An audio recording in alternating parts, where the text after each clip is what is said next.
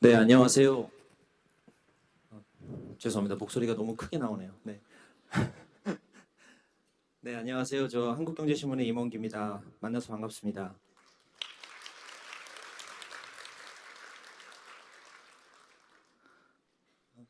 사실 그 글로벌 HR 포럼이 뭐 저희 회사 행사가라서가 아니라 저는 그냥 우리나라에서 제일 알차게 진행되고 있는 포럼이라고 생각을 하고 있는데 사실 이런 스타트업과 관련된 좀 이런 본격적인 이런 토크쇼, 이런 진행 세션 이런 거를 한 게 이번 처음인 것 같아요. 그래서 뭐, 조금 한두 해 전에 먼저 했으면 좋지 않았나 싶은 생각이 들기도 하지만 그만큼 어쨌든 한국에서 이제 그 각계 각 분야에서 스타트업에 대한 관심이 많고 창업에 대한 관심이 이제 많아졌구나 이런 걸 좀 느낄 수 있고요.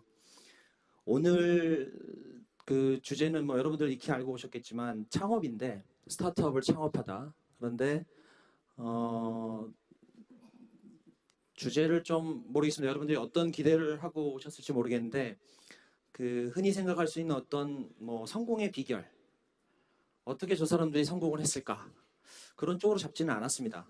예, 그런 쪽으로 잡지는 않았고요. 아마 성공의 비결이나 이런 걸 들으려면 한 사람의 강의를 듣는 게 아마 더 좋을 것 같고요. 오늘 저희는 그 좀 지금 상당히 창업을 해서 좀 잘 성장하고 있는 그렇지만 그 뒤편에서는 상당한 오랫동안 역경을 또 겪으면서 이겨내온 그런 네 분의 창업가들을 모셨습니다. 이분들을 통해서 좀 그냥 단순한 우리가 흔히 접할 수 있는 성공 스토리가 아니라 이런 새로운 일에 도전한 사람들이 왜 그 일을 시작했고 그리고 그 일을 하면서 정말 우리가 때로는 상상할 수 없는 어려움들을 많이 겪었을 텐데 그런 걸 어떻게 극복했고 지금 어떻게 이렇게 성장할 수 있는지 그래서 성공을 한 게 아니라 성공을 향해서 어떻게 차근차근 단계를 밟아가고 있는지를 함께 나누는 시간이 됐으면 좋겠습니다. 물론 저는 이야기를 그런 식으로 진행을 하지만 혹시 그 여러분들 앞에 이제 종이에 그래도 나는 성공의 비결을 꼭 들어야 되겠다 이런 분이 있거나 어쨌든 궁금한 게 있으시면 적어서 그 12시 전까지만 좀 가급적 그 진행요원에게 제출해 주시면 저희가 그걸 반영해서 또 그 질의응답을 진행하도록 하겠습니다. 먼저 그 많은 분들이 뭐 알고 오셨지만 그래도 각자 자기소개를 좀 해야 되겠죠. 그래서 오늘 진행 방식은 제가 뭐 가급적이면 지금 이게 제가 제일 하는 가장 긴 멘트가 될 것이고 가급적 저는 말을 안 하고 이 네 분께서 돌아가면서 자기들이 본인들께서 하고 싶은 말씀을 하시는 걸로 하고요. 저는 중간중간에 주제만 정하도록 하겠습니다.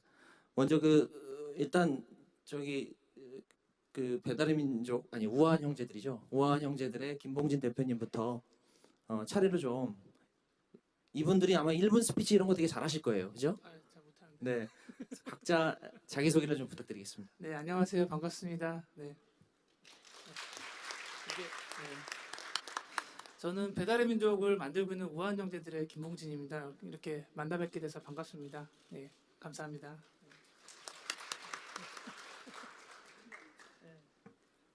네, 안녕하세요. 영어마비 앤 스피킹 맥스 다 아시죠? 네, 영어마비 앤 스피킹 맥스 서비스를 운영하고 있는 스터디 맥스 심여린입니다.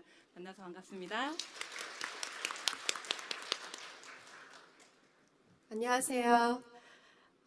미국에서 K-뷰티의 우수성 그리고 기술력을 소개하기 위해서 온라인 이커머스 플랫폼하고 그다음에 브랜드 인큐베이터 비즈니스를 하고 있는 글로우 레시피의 공동 대표 세라리입니다. 반갑습니다.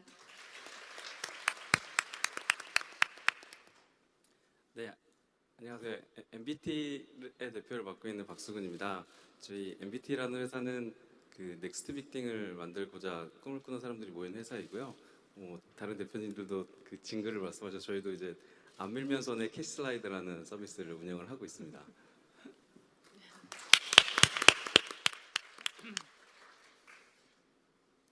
그 스타트업이라 그러면 흔히 이제 제가 이제 2010년부터 스타트업을 취재하면서 그냥 회사를 차리는 것 또는 그냥 기업을 하는 것과 무슨 차이가 있느냐 이런 질문들을 가끔 하시는 분들이 있고 도대체 왜 그런 회사들을 만나고 다니냐 이런 말들을 하시는 분들도 가끔 있고 요즘에는 그런 분들이 없습니다만 저는 이제 스타트업 창업이나 이런 것에 대해서 좀 가치를 부여하는 게 그냥 내가 잘 되고 뭐 이런 물론 사업을 하면 돈을 당연히 벌어야 되겠지만 좀 세상의 불편함이나 어려운 점 사람들이 겪고 있는 여러 가지 힘든 것, 어려운 것들을 해결하면서 그 시장에 변화를 주고 세상을 바꿔나가는 데 일조하는 그런 사업을 시작하는 것, 그런 것에 도전하는 것이 이제 스타트업이라고 생각을 하고요. 그런 면에서 이번에 그 HR 포럼의 주제인 Let's Dream, 뭐 Challenge and Create 굉장히 거창한데 그런 제목과 가장 잘 떨어지는 세션인 것 같습니다. 그 첫 번째 저희가 그 오늘 사실 다섯 분이 오늘 세션을 시작하기 전에 저희는 나름대로 아이스 브레이킹을 한다고 1시간 동안 떠들고 왔는데 여기 들어오니까 다시 또 경직되신 것 같아요.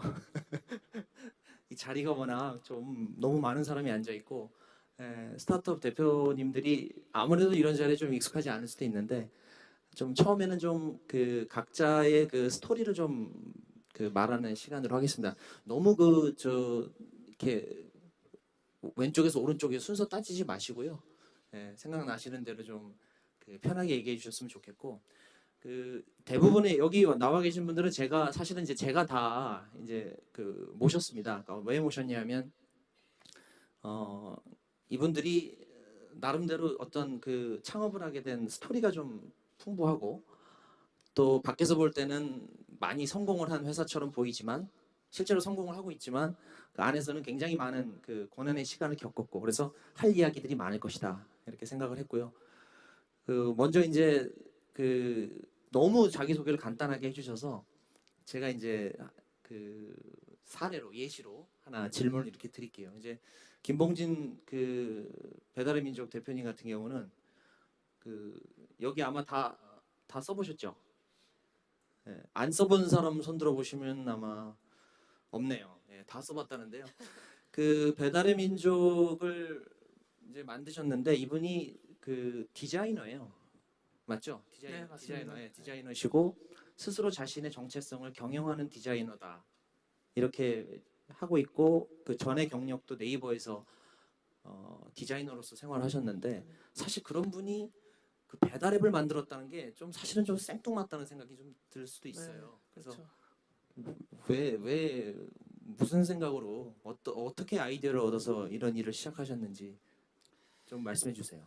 네, 그 창업의 이제 동기에 관련된 질문이라고 이해를 하고 말씀드리면요. 그 저도 사실은 처음에 왜 시작했는지도 저도 되게 설명하기 되게 어려운 것들이 많아요. 그러니까는 시장의 어떤 문제 의식을 가지고서 이걸 해결하기 위해서 했다라고 하면 솔직히 저는 아니었거든요. 그냥 저는 조금 더 장난스러운 생각을 좀 가지고 있어요. 처음에. 그러니까 스마트폰이 애플의 아이폰이 그때 한국에 처음 들어올 때 이런 서비스 있었으면 좋겠다라고 해서 그냥 가볍게 만든 거였어요. 그 당시에 저희랑 비슷한 서비스가 뭐가 있냐면요. 여러분들 기억나실지 모르겠지만 고등학생이 만든 서울버스 이런 어플들이었어요. 배달의 민족도 그냥 그 중에 하나였고요. 그래서 저는 어플리케이션을 만들어서 앱스토어에 올려놓고 나서도 이걸 창업이라고 전혀 생각을 안 하고 다른 일을 또 계속 하고 있었어요. 심지어는 네이버를 계속 다니고 있었고 한참 뒤에서야 이 투자자들이 나타나서 투자를 하겠다라고 하면서 그때 법인도 처음 만들었거든요.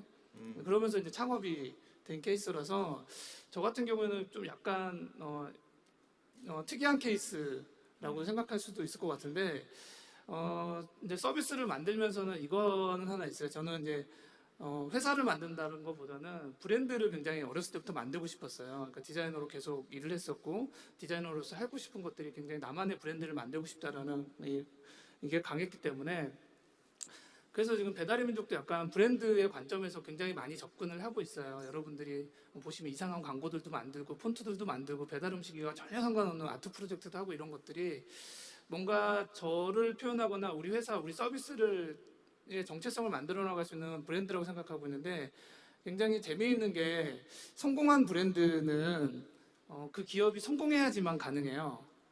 예, 브랜드만 성공하고 기업이 실패한 케이스는 그 브랜드도 실패한 케이스인 거예요. 그러니까 양쪽이 다 맞아야 되는 건데, 그래서 저는 반대로 제 브랜드를 성공시키기 위해서 사업을 굉장히 잘해야 되는 예, 대부분의 이제 기업가 분들은 자신의 사업을 잘하기 위해서 디자인을 이용한다면 저는 이제 반대로 제 브랜드를 잘 만들기 위해서 우리의 브랜드를 잘 만들기 위해서 하고 있고요. 그래서 그러면 제가 음식에 관련된 산업에 대해서 정말 진정성 있게 얼마나 고민하고 있나에 대해서 중간에 사업을 하면서 좀 고민한 적이 있어요.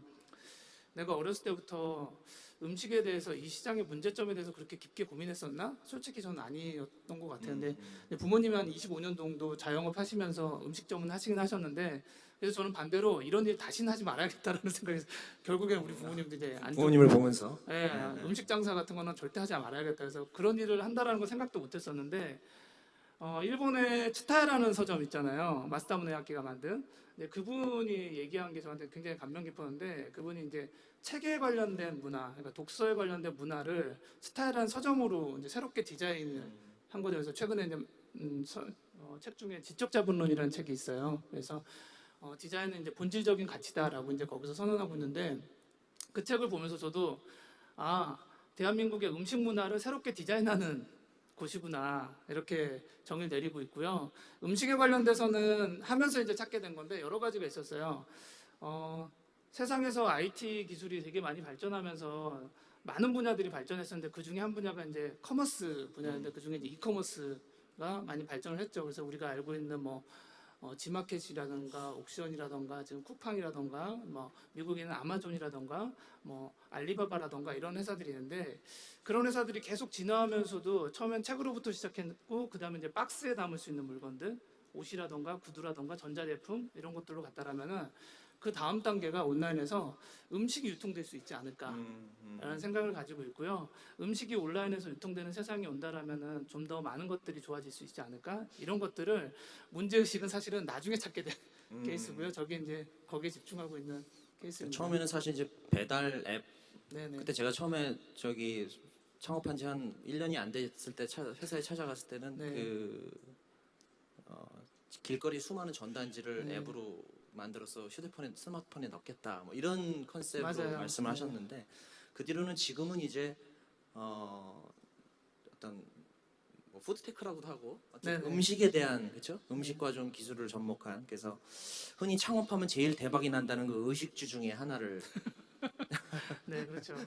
잡으신 것 같은데 지금 이제 그 다음에 내가 말해야 되지 않을까라고 심여린 대표님이 살짝 긴장하고 계시는 것 같은데, 그래서 긴장을 잠깐 완화해주기 위해서 확 건너뛰어서 우리 내 차례는 멀었겠지 하고 있는 박수훈 대표님한테, 우리 박수훈 대표님이 하시는 그 서비스는 이제 캐시 슬라이드고, 혹시 여기 연령대에 따라서 뭐 연령대나 뭐 생활에 아이폰 쓰는 폰에 따라서 다를 수 있는데, 그 캐시 슬라이드라고 그 스마트폰 잠금 앱이죠. 잠금 화면 앱. 그걸 밀면 이제 리워드가 주어지는 앱인데, 지금 한국에서도 한 2천만 이상이죠. 예, 2천만 정도 다운로드를 받았고, 중국에서는 아마 1억 건이 넘는 걸로 제가 알고 있는데, 하여튼 글로벌하게 굉장히 잘 되고 있고, 사실 저희 같은 언론사에서 볼 때는 저기는 그냥 리워드 앱이 아니라 미디어다 이런 생각이 들 정도로 엄청나게 성장을 하는데, 그 캐시 슬라이드라는 앱을 만드셨는데 박수홍 대표님은 또 저기 컨설턴트 일을 오래 했고, 컨설턴트 일을 하면서 제가 만났던 분들 중에서 컨설턴트 출신의 최초의 창업가였어요, 제 개인적으로는. 그래서 그 되게 잘 나가는 컨설턴트 생활을 왜 이렇게 때려치우고, 한 4년 됐죠, 창업하신 지. 네, 이제 만 4년 좀 예. 넘었습니다. 그래서 좀 말씀해 주세요. 왜 네, 그렇게 이렇게 힘든 길을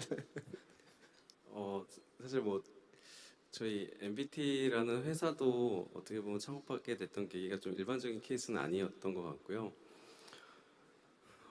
근데 뭐 그 MBT라는 회사를 그러니까 창업하고 컨설턴트로서 일하기 이전에 약간 제 개인적인 얘기부터 조금 먼저 말씀을 드리면, 그러니까 사실 MBT라는 회사는 이제 만 4년 동안 대한민국에서 가장 빠르게 성장했던 테크 스타트업이긴 합니다. 근데 사실 저는 이제 뭐 기술을 전공했거나 디자인을 전공했던 사람은 아니고 사실은 경영을 전공을 했었고요. 근데 이제 그 계기가 조금은 그 막연한데 거의 한 10년 전, 거의 10몇 년 전이죠. 이제 전공을 처음 선택할 때 그때가 제가 사실 나이가 그렇게 많지 않습니다. 제가 공사학번이고요. 그러다 보니까 이제 2004년도에 이제 대학교를 입학하면서 막 고민을 했습니다.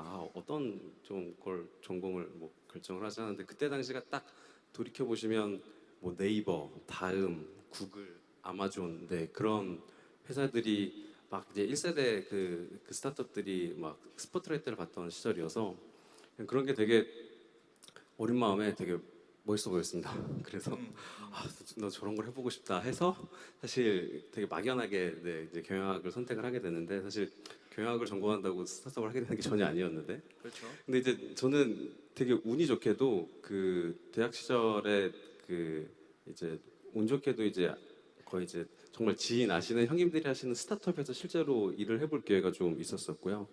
그게 이제 한 4명이서 하는 되게 조그만 스타트업이었었습니다. 근데 뭐 사실 그 스타트업은 잘 안 되고 망했고요. 그래서 이제 6개월 만에 다시 학교로 돌아갔는데 근데 이제 그 스타트업을 하면서 좀 그 느꼈던 게 저는 크게 두 가지였었습니다. 그러니까 우선 1번은 스타트업이라는 게 정말 그 정말 멋있고 꼭 해보고 싶은 일이다. 그러니까 스타트업을 통해서 실제로 세상에 유의미한 변화를 만들 수 있으면서 그 과정에서 개개인들이 행복할 수도 있겠구나. 약간 이런 것들을 좀 느꼈었고요. 1번. 근데 2번 근데 스타트업 웬만하면 다 망하는구나.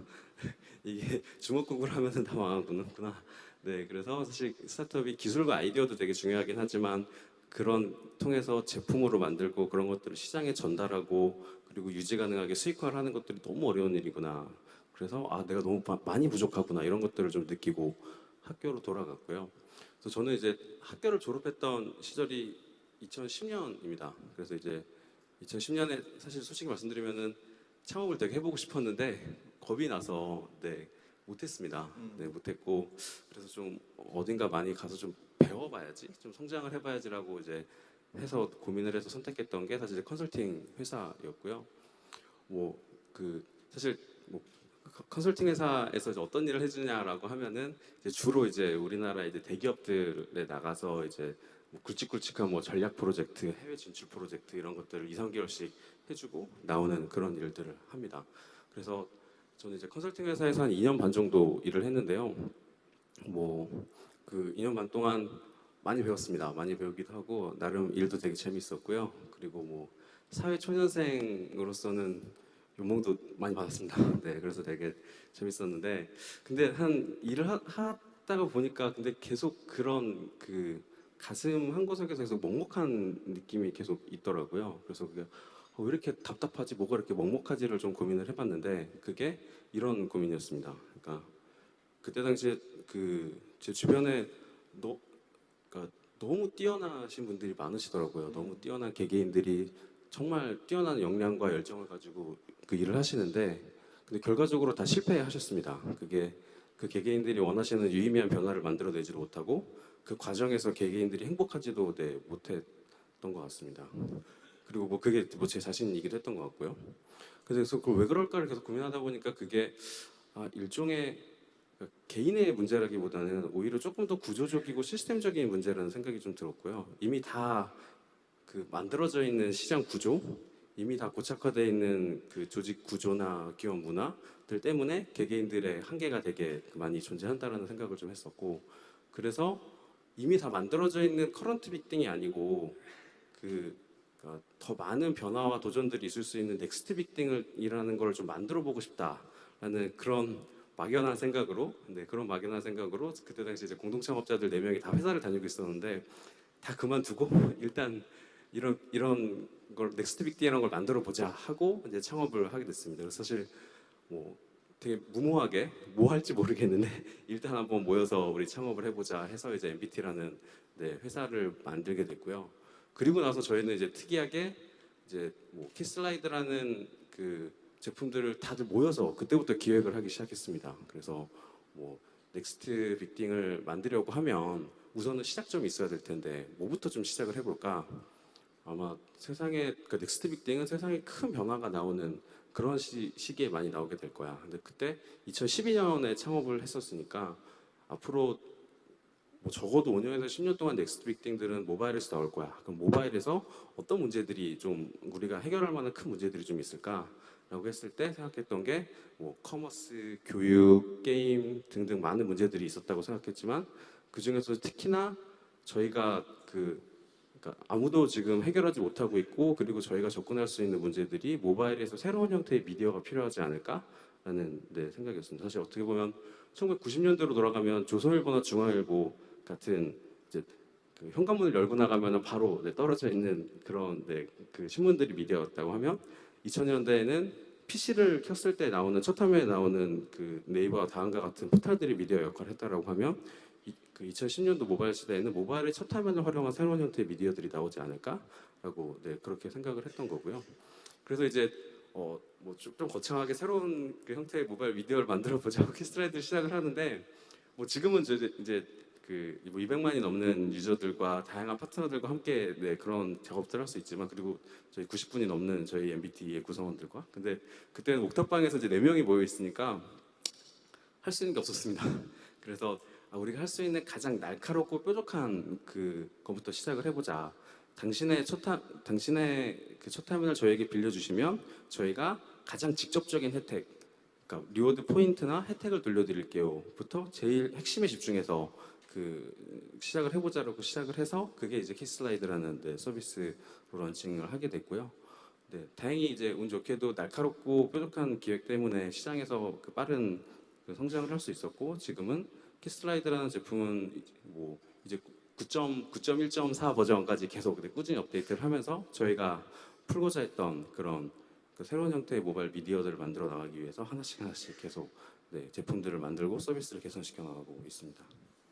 지금 이제 아무래도 컨설턴트 생활하시다가 지금은 이제 더 일하는 게 행복하고 자기도 발전하는 것 같고 이렇게 그렇게 말씀하셨는데 사실 그 박수홍 대표님은 그 캐시슬라이드 그 회사 내부에서는 굉장한 일 중독자, 직원들이 아무도 못 말리는 일 중독자로 통하고요. 직원들도 행복한지는 제가 한번 나중에 따로 확인해 보겠습니다. 사실 예전에 컨설팅 회사에서 친구들이 그런 질문을 많이 받습니다. 어떠냐고 그러면은 저는 한 5배 정도 더 힘들고 10배 정도 더 재밌다라고 말씀을 드리는데 저희 구성원들도 그렇게 느끼시길. 네, 그건 아무튼 추후로 확인해 보겠는데 아무튼 5배 힘들고 10배 더 재밌다. 그걸로 알겠네요. 사실 오늘 이 행사에 지금 미국에서 오신 분도 계세요. 세라리 대표님은 한국에 이제서 계속 계시다가 로레알 코리아에서 계시다가 한 9년 전에 미국으로 가서 로레알 본사에서 일하다가 나와서 창업을 하신 케이스인데 순전히 이 행사 때문에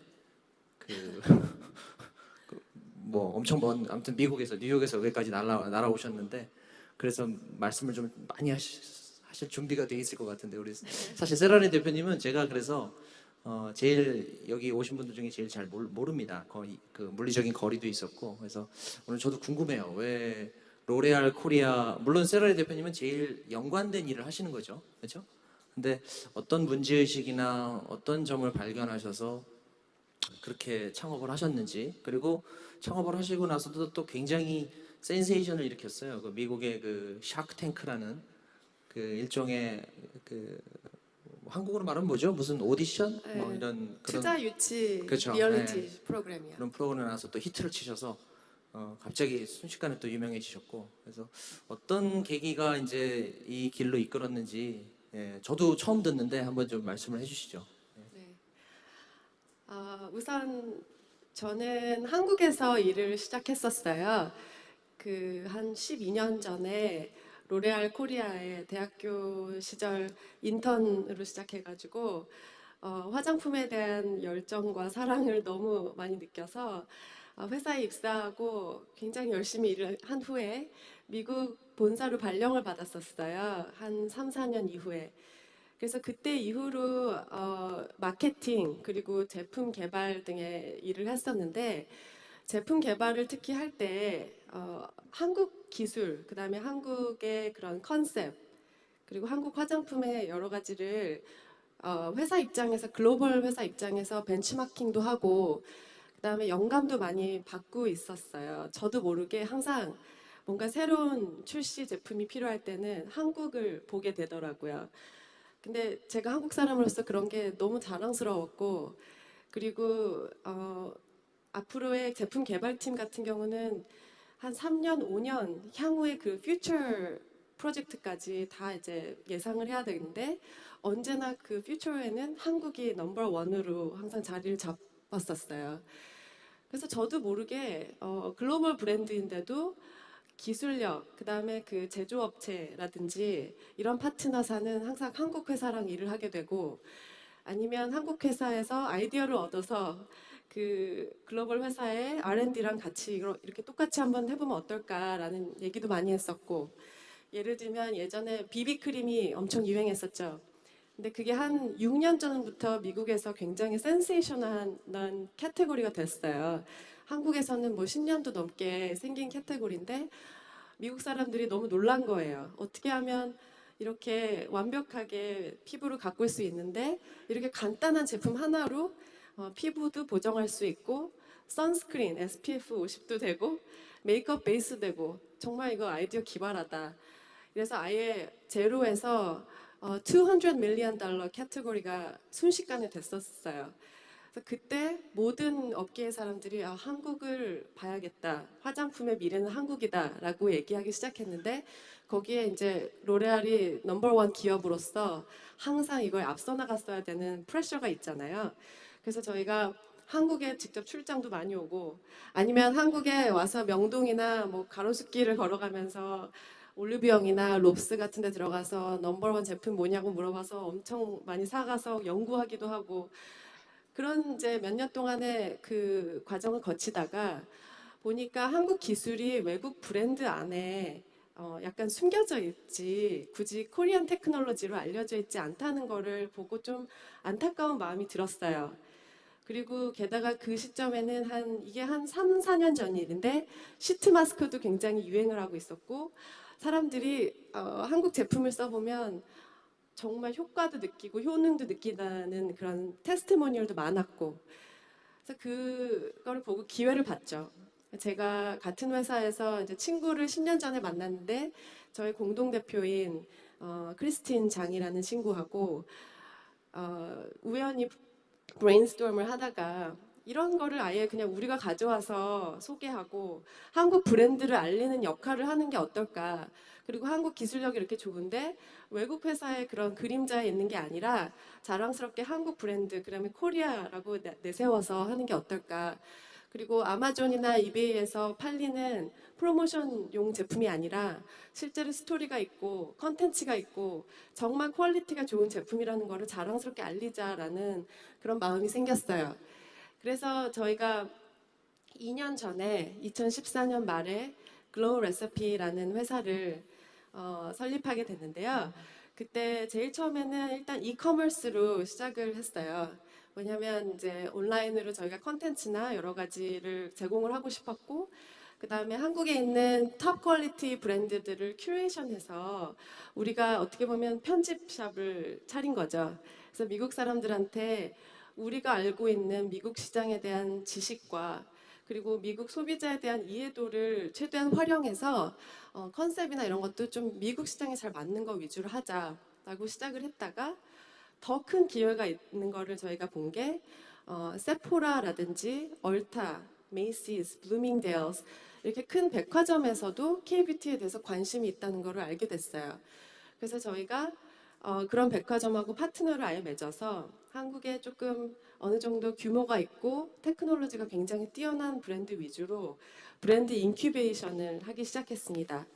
근데 이렇게 했던 거에 가장 중요한 계기가 저희가 이커머스를 시작하고 시장 조사를 하는 과정에서 보니까 이게 굉장히 이국적인 이미지의 한국 브랜드고 나는 미국인이기 때문에 한국인의 피부하고는 다르기 때문에 나는 안 맞을 거다라고 생각하는 소비자들이 많더라고요. 아직도 꽤 많이 있어요.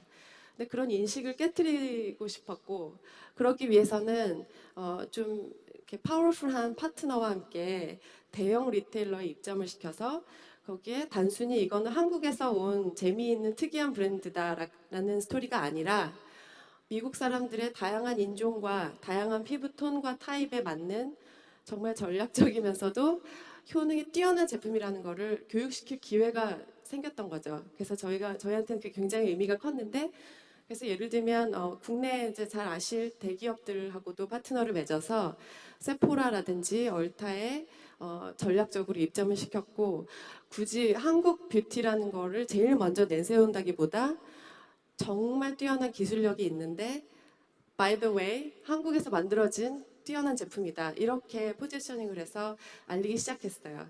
그래서 그때부터 저희의 이제 비즈니스가 시작됐었던 거고요. 지금은 그래서 두 가지로 저희 비즈니스 그 vertical이 있는데 하나는 아까 얘기한 온라인 쇼핑몰이고요. 두 번째는 브랜드 인큐베이터로 비즈니스를 하고 있습니다.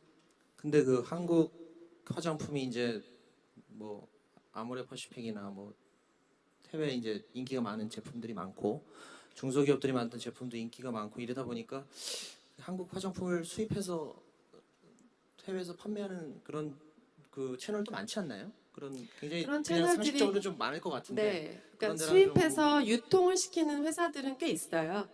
그런데 브랜드 인큐베이션이라고 이제 처음부터 브랜드를 한국에서 받아들였지만 미국의 현지 시장에 맞는 현지화 컨셉부터 그다음에 제품의 어떤 포지셔닝까지 360도로 이렇게 봐주는 회사는 없고 저희가 그거에 대해서 이제 좀 애드밴티지가 있었던 거는 저랑 그 저희 공동대표가 로레알에서 저희가 그만둘 시점에 둘러보니까 미국에 직원이 10,000명이 있거든요. 근데 그 10,000명 중에 저희 둘만 유일하게 한국 사람들이었어요. 교포가 아닌 한국말을 하고 한국 문화를 알고 미국 시장을 이해하는 유일한 팀이었던 거죠. 그래서 그거에 저희가 차별성을 받고 이게 단순히 한국에서 재밌다 좋다 해서 판매하고 이렇게 그냥 내보낼 경우에는 실패할 확률이 높아요. 왜냐하면 미국 사람들은 일단 피부에 대한 접근 방식부터가 한국 사람들하고 다르거든요. 피부 관리를 우리처럼 열심히 하지도 않고요. 어떻게 보면 심부름이라고 생각하는 사람도 많아요. 내가 귀찮은데 하루에 시간이 없는데 대충 바르고 나가야지라고 생각하는 사람도 많고 피부 타입이나 톤도 너무 다양하기 때문에 그거에 맞게 이렇게 재해석을 하지 않으면 사실 롱텀으로 가기가 쉽지 않거든요. 근데 그거는 저희가 로레알이라는 회사에서 프랑스 브랜드를 미국 현지화하는 경험을 했기 때문에 충분히 그거에 대한 이제 준비가 되었었던 것 같아요. 제가 사실 여기 오신 분들 중에 사라리 대표 세랄리 대표님의 그 스토리를 제일 잘 몰라서 저 개인적으로 여쭤보고 싶은 건 대단히 많지만 뭐 추후에 또 하기로 하고 이 시간에 다 물어볼 수가 없을 것 같고 그 아마 청중들도 또 질문을 하실 것 같아요. 근데 그 우리 저 심연희 대표님 또 미국 얘기를 아까 세랄리 대표님 말씀하셨는데 심여린 스터디맥스 대표님도 우리가 항상 고민하고 있는 그 외국어 학습에 대해서 그 이분은 공부도 잘하셔서 학교도 잘 가셨는데 지금도 공부 가지고 창업을 하셔서 아직도 공부하고 있다고 이렇게 아까는 푸념도 하시는 것 같은데 그 영어 공부에 대한 그 사업은 도대체 어떻게 아, 어떻게 힘든 걸 하셨는지. 네. 네, 그러니까 저는 사실 저희 남편하고 이제 공동 창업이에요. 근데 이제 그 저희 남편하고 제가 서로 각각 되게 좋은 회사를 다니고 있던 와중에 그 당시 이제 MBA 가고 이런 게 좀 유행하던 시절이 있었어요. 그래서 이제 한국에서 영어 점수 이제 필요한 점수 따는 거는 그냥 학원 다니면 어느 정도 따더라고요. 그래서 이제 그 점수를 따고 나서 미국의 학교 투어를 좀 해보자. 우리가 어느 지역에 살지 어떤 학교에 갈지.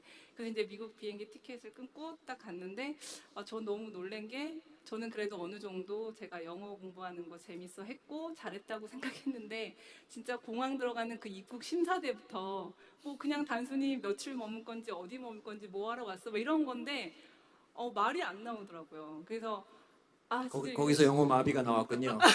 네, 네네. 그래서 어떻게 이제 얘기를 하고 들어갔는데 학교에서 특히 뭐 학교 소개받고 이렇게 했을 때 저희가 이제 생각해 보니까 어떤 선생님에 대한 일반적인 가르침과 그다음에 뭐 CNN 뉴스 앵커, 배우 이런 미국인들의 영어만 들었지 우리가 실제 미국 사람들이 쓰는 영어를 정말 들어본 적이 없는 거예요. 그러면 당연히 이 언어는 못하겠죠. 저희가 한국말을 생각하면 엄마나 뭐 아빠한테 배웠는데 그 제대로 된 일반인들이 하는 말을 못 배웠던 거예요. 그래서 이제 미국에 있으면서 이제 미국 친구들도 만나고 이렇게 하면서 계속 생활하다 보니까 되게 짧은 기간이었는데도 불구하고 영어가 좀 되게 익숙해지고 잘 되더라고요. 그리고 그 친구들도 하는 말이 너가 알고 있는 단어나 이런 문법 수준이 되게 외국인인데 좀 놀랍다 이런 소리를 좀 하는 거예요. 그래서 우리가 지금 MBA를 가서 공부할 게 아니고 정말 이 한국의 그 입시와 취업에 국한된 이 영어 교육에 대한 정말 심각한 문제점이 있다. 그거에 대해서 좀 저희가 생각을 했고 그래서 그 미국인들 막 촬영을 했거든요. 친구들 촬영해서 막 그 말하고 이런 걸 따라하고 이러다 보니까 되게 좋은 거예요. 그래서 이제 그 어학연수나 이런 데 하는 데도 가봤더니 정말 이렇게 한국인 3명, 브라질 친구 3명, 일본인 3명, 그다음에 선생님 1명. 그냥 강남에 그 학원을 옮겨놓은 거랑 똑같은 거예요. 그런데 어학연수 비용은 뭐 6개월에 몇 천만 원씩 들어가고. 그래서 이건 좀 아닌 것 같다 싶어서 정말 우리가 다양한 미국 사람들을 찍어 와서 그 컨텐츠를 이용해서 모바일이나 온라인으로 교육 컨텐츠를 만들면 많은 사람들한테 진짜 도움이 될 수 있겠다 싶어서 와서 만들기 시작했고요. 저희 부부는 사실 대학교 때부터 벤처 동아리 같이 했었어요. 그래서 데이트할 때도 항상 뭐 새로운 가게가 생기고 그러면 저 가게는 왜 생겼을까, 망하면 왜 망했을까, 막 이런 문제들 되게 많이 얘기하고. 특이한 참 데이트네요. 네네. 누가 데이트를 그렇게 네. 잘 안 할 텐데. 그렇죠. 네, 그러기도 네. 하고 남편은 대학교 때부터 이미 창업을 해서 이투스 그룹이라는 회사를 만들기도 했었고 그래서 와서 이제 창업을 하게 됐는데 많은 분들이 같이 생각을 많이 해주셔서 잘 되고 있는 것 같아요. 근데 사실 처음에 이제 2010년에 아마 창업을 네, 제가 세운 건 2009년에 했고 9년에 했고 2010년에 이제 네. 시작한 지 얼마 안 됐을 때 제가 그 스터디맥스 그 사무실을 찾아갔을 때는 일단 제가 이제 우리 저널리즘 쪽 시각에서 봐도 한국 사람들이 제일 관심 있어하는 영어 공부고 그리고 또 온라인하고 모바일에서 또 할 수 있게 한다 그러고 그래서 되게 여기는 빨리 성장하겠다. 빨리 자리를 잡겠구나 이렇게 생각하고 왔는데 그 뒤로 한 2, 3년 지나서 다시 네. 뵙고 이제 제가 물어봤는데 상당히 그 한 2, 3년 그 뒤로 저를 만나고 제가 찾아간 뒤로 한 2, 3년 동안 굉장히 많은 힘든 일을 겪었더라고요. 네. 그래서 사실 이제 제가 두 번째 이제 나누고 싶은 주제는 이제 창업을 하면 필연적으로 맞닥뜨리는 어떤 고난 또는 고난이 그냥 우리가 뭐 하루 오늘 좀 힘들다 뭐 이런 차원이 아니라 회사가 망할지도 모른다 또는 이 사업을 접어야 되나 나와 함께 한 이 직원들은 어떻게 해야 되나 이 수많은 사람을 내가 꼬시고 설득해서 모았는데 이 식구들을 어떻게 해야 되나 하는 그런 순간을 분명히 겪어보셨을 것 같은데 이왕 말씀하신 김에 신여린 대표님부터 한번. 저 사실 그런 생각은 매일매일 해요. 그리고 이제 회사가 저희 2명이서 시작했지만 이제 직원이 점점 커지면서 그냥 미혼에서 입사한 친구들이 이제 애도 2까지 낳고 그러니까 정말 제가 의사결정하는 거에 따라서 우리 회사가 이렇게 크게 왔다 갔다 하는데 정말 많은 책임감을 느끼고 있고요. 그리고 아까 임원 기자님 말씀하셨을 때 그때 아마 저희 뵀을 때 그러니까 이제 저희 스피킹 맥스의 컨셉이 교육 업계에서는 되게 특이한 컨셉이었어요. 그래서 되게 보수적인 이 교육 업종, 출판이나 이런 데 국한된 학원 강의 이런 거에 국한된 교육 업계에서는 너무 특이했고 그래서 저희가 VC나 이런 데 투자를 받으러 다녔을 때 근데 그때까지는 정말 마이너스 몇 억씩 되는 걸 감수하면서 저희가 시제품 나오기까지 되게 어렵게 만들었었거든요. 근데 이제 VC 처음에 저희가 IR하러 다녔을 때 정말 10군데에서 다 거절했었어요. 그러니까 저는 너무나 제가 필요했던 거고 많은 사람들이 필요했기 때문에 잘 유치가 되지 않을까, 투자 유치가 되지 않을까 이런 생각했었는데 너무나 놀랍게 그냥 거절 이유는 그거예요. 컨셉 너무 좋고 너무 잘 될 것 같은데 좀 특이하고 아직 시장 반응을 모르니까 매출이 나면 투자해 줄게 이렇게 말씀하시는데 저희는 사실 돈이 들어가야 이제 매출이 나올 텐데. 근데 사실 그때 되게 힘들었었고요. 남편하고 그래가지고 우리 그때 청계천을 막 거니면서 아 진짜 어떡하지 막 이런 고민했었던 적이 있었습니다. 근데 그때 너무 좋으신 분들이 지인들이 투자를 해주셔서 그 돈으로 마케팅을 했고 첫 해 매출이 40억 나왔으니까. 그리고 그 다음에는 VC들이 막 왔어요. 투자해달라고. 그래서 되게 그런 어려운 순간. 그러니까 첫 투자를 언제 받은 거죠, 그러면? 첫 투자를 저희가 본엔젤스 투자를 2011년도 초에 2011년. 받았어요. 네. 그러니까 그 시기가 제일 어려웠던 거네요. 그렇죠. 왜냐하면 시제품이 나오기까지 직원들은 늘어나고 정말 하루하루 월급, 그러니까 한 달에 월급날이 되게 빨리 온다 그런 걸 느끼던 시절이었고요. 막 네. 기부 이런 대출도 받고 그럼 보증도 서야 되고 막 이러거든요. 네. 그러면 본엔젤스가 엔젤 투자를 받기 전까지는 그냥 자본금, 네, 그러니까 네. 매출이 안 나오는 상태에서 그렇죠. 자본금만으로 네네. 버텼던 계속 마이너스 거잖아요. 상황으로 그렇죠? 가는 상황이었죠. 뭐 사실 뭐 다들 뭐 그런 경험 다 있으실 처음에는 다들 뭐 네. 그렇게 시작을 하셨을 텐데 네. 뭐 네. 뭐 자유롭게 말씀을 해주시죠. 뭐 난 이것 때문에 힘들었다. 뭐 우리 김봉지 대표님 하실 말씀 없으세요? 근데 그 힘든 게 많죠. 눈물 없이 듣기 힘든 이야기들이 줄줄이 있는데 저는 사실 이번이 두 번째 창업이에요. 배달의 민족이. 그 전에 한번 디자인 쪽으로 가구 디자인 쪽 창업을 한번 했다가 시원하게 말아먹고 그 전세 대출금까지 다 날려서 이제 가족들하고 어떻게 살아야 될지도 모를 정도로 근데 가구 창업은 또 부부가 같이 하셨죠? 네네. 어. 그래가지고 굉장히 힘든 상황까지 계란을 한 바구니에 담은. 네. 그래서 나중에 이제 그 가구점을 접고 나서 그 가구점에 소품들도 많이 팔고 그랬었거든요. 근데 그것들 어떻게 팔 수가 없잖아요. 그래가지고 그거를 사과 박스, 배 박스 같은 데다 담아가지고 이제 집에다 갖다 놨어요. 그거를 막 2년, 3년 동안 계속 집안에 있는데 집도 좁은데 막 그런 것까지 있고 그러니까 어느 날 밤에 와이프랑 보면서 그게 한 5천만 원어치 됐을 거예요. 근데 방 안에 막 이렇게 박스에 있는 거예요. 사과 박스, 배 박스에 막 담겨져 있어서 와이프하고 자기야 저거 진짜 그냥 사과였으면 좋겠어. 다 먹어버리게. 여기다 팔지도 못하고 그거를 이제 배달의 민족 창업하고 나서 구성원들이 늘어나고 나서 이제 구성원들한테 무료로 다 나눠줬어요. 근데 다들 너무 좋아하면서 가져갔는데 가슴이 막 찢어지더라고요. 뭐 그런 거부터 해가지고 정말 많이 있죠. 뭐 얼마 전에는 정말 힘들었던 게 사실은 작년에 저희가 호기롭게 수수료 0% 선언을 그렇죠.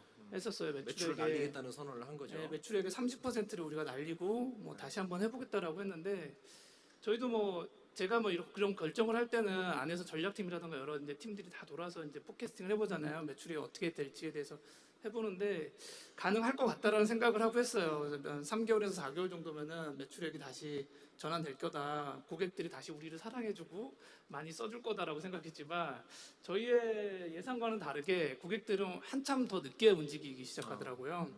그래서 생각보다 시기가 오래 걸렸어요. 그래서 사실은 올해 얼마 되지도 않았죠. 올해 1월달, 2월달에는 이제 다음 달 월급을 어떻게 줘야 되나에 대한 급박한 상황까지 이제 돌아가게 됐고 그때는 나의 호기로운 결정으로 이게 뭐 350명이 넘는 이 구성원들, 직원들이 다들 어떻게 되는 거 아닐까? 이런 걱정까지도 하게 됐던 시기가 있었고요. 그게 저 수수료가 그 말씀이 그거죠. 그러니까 그 배달하는 그 업소에서 네네.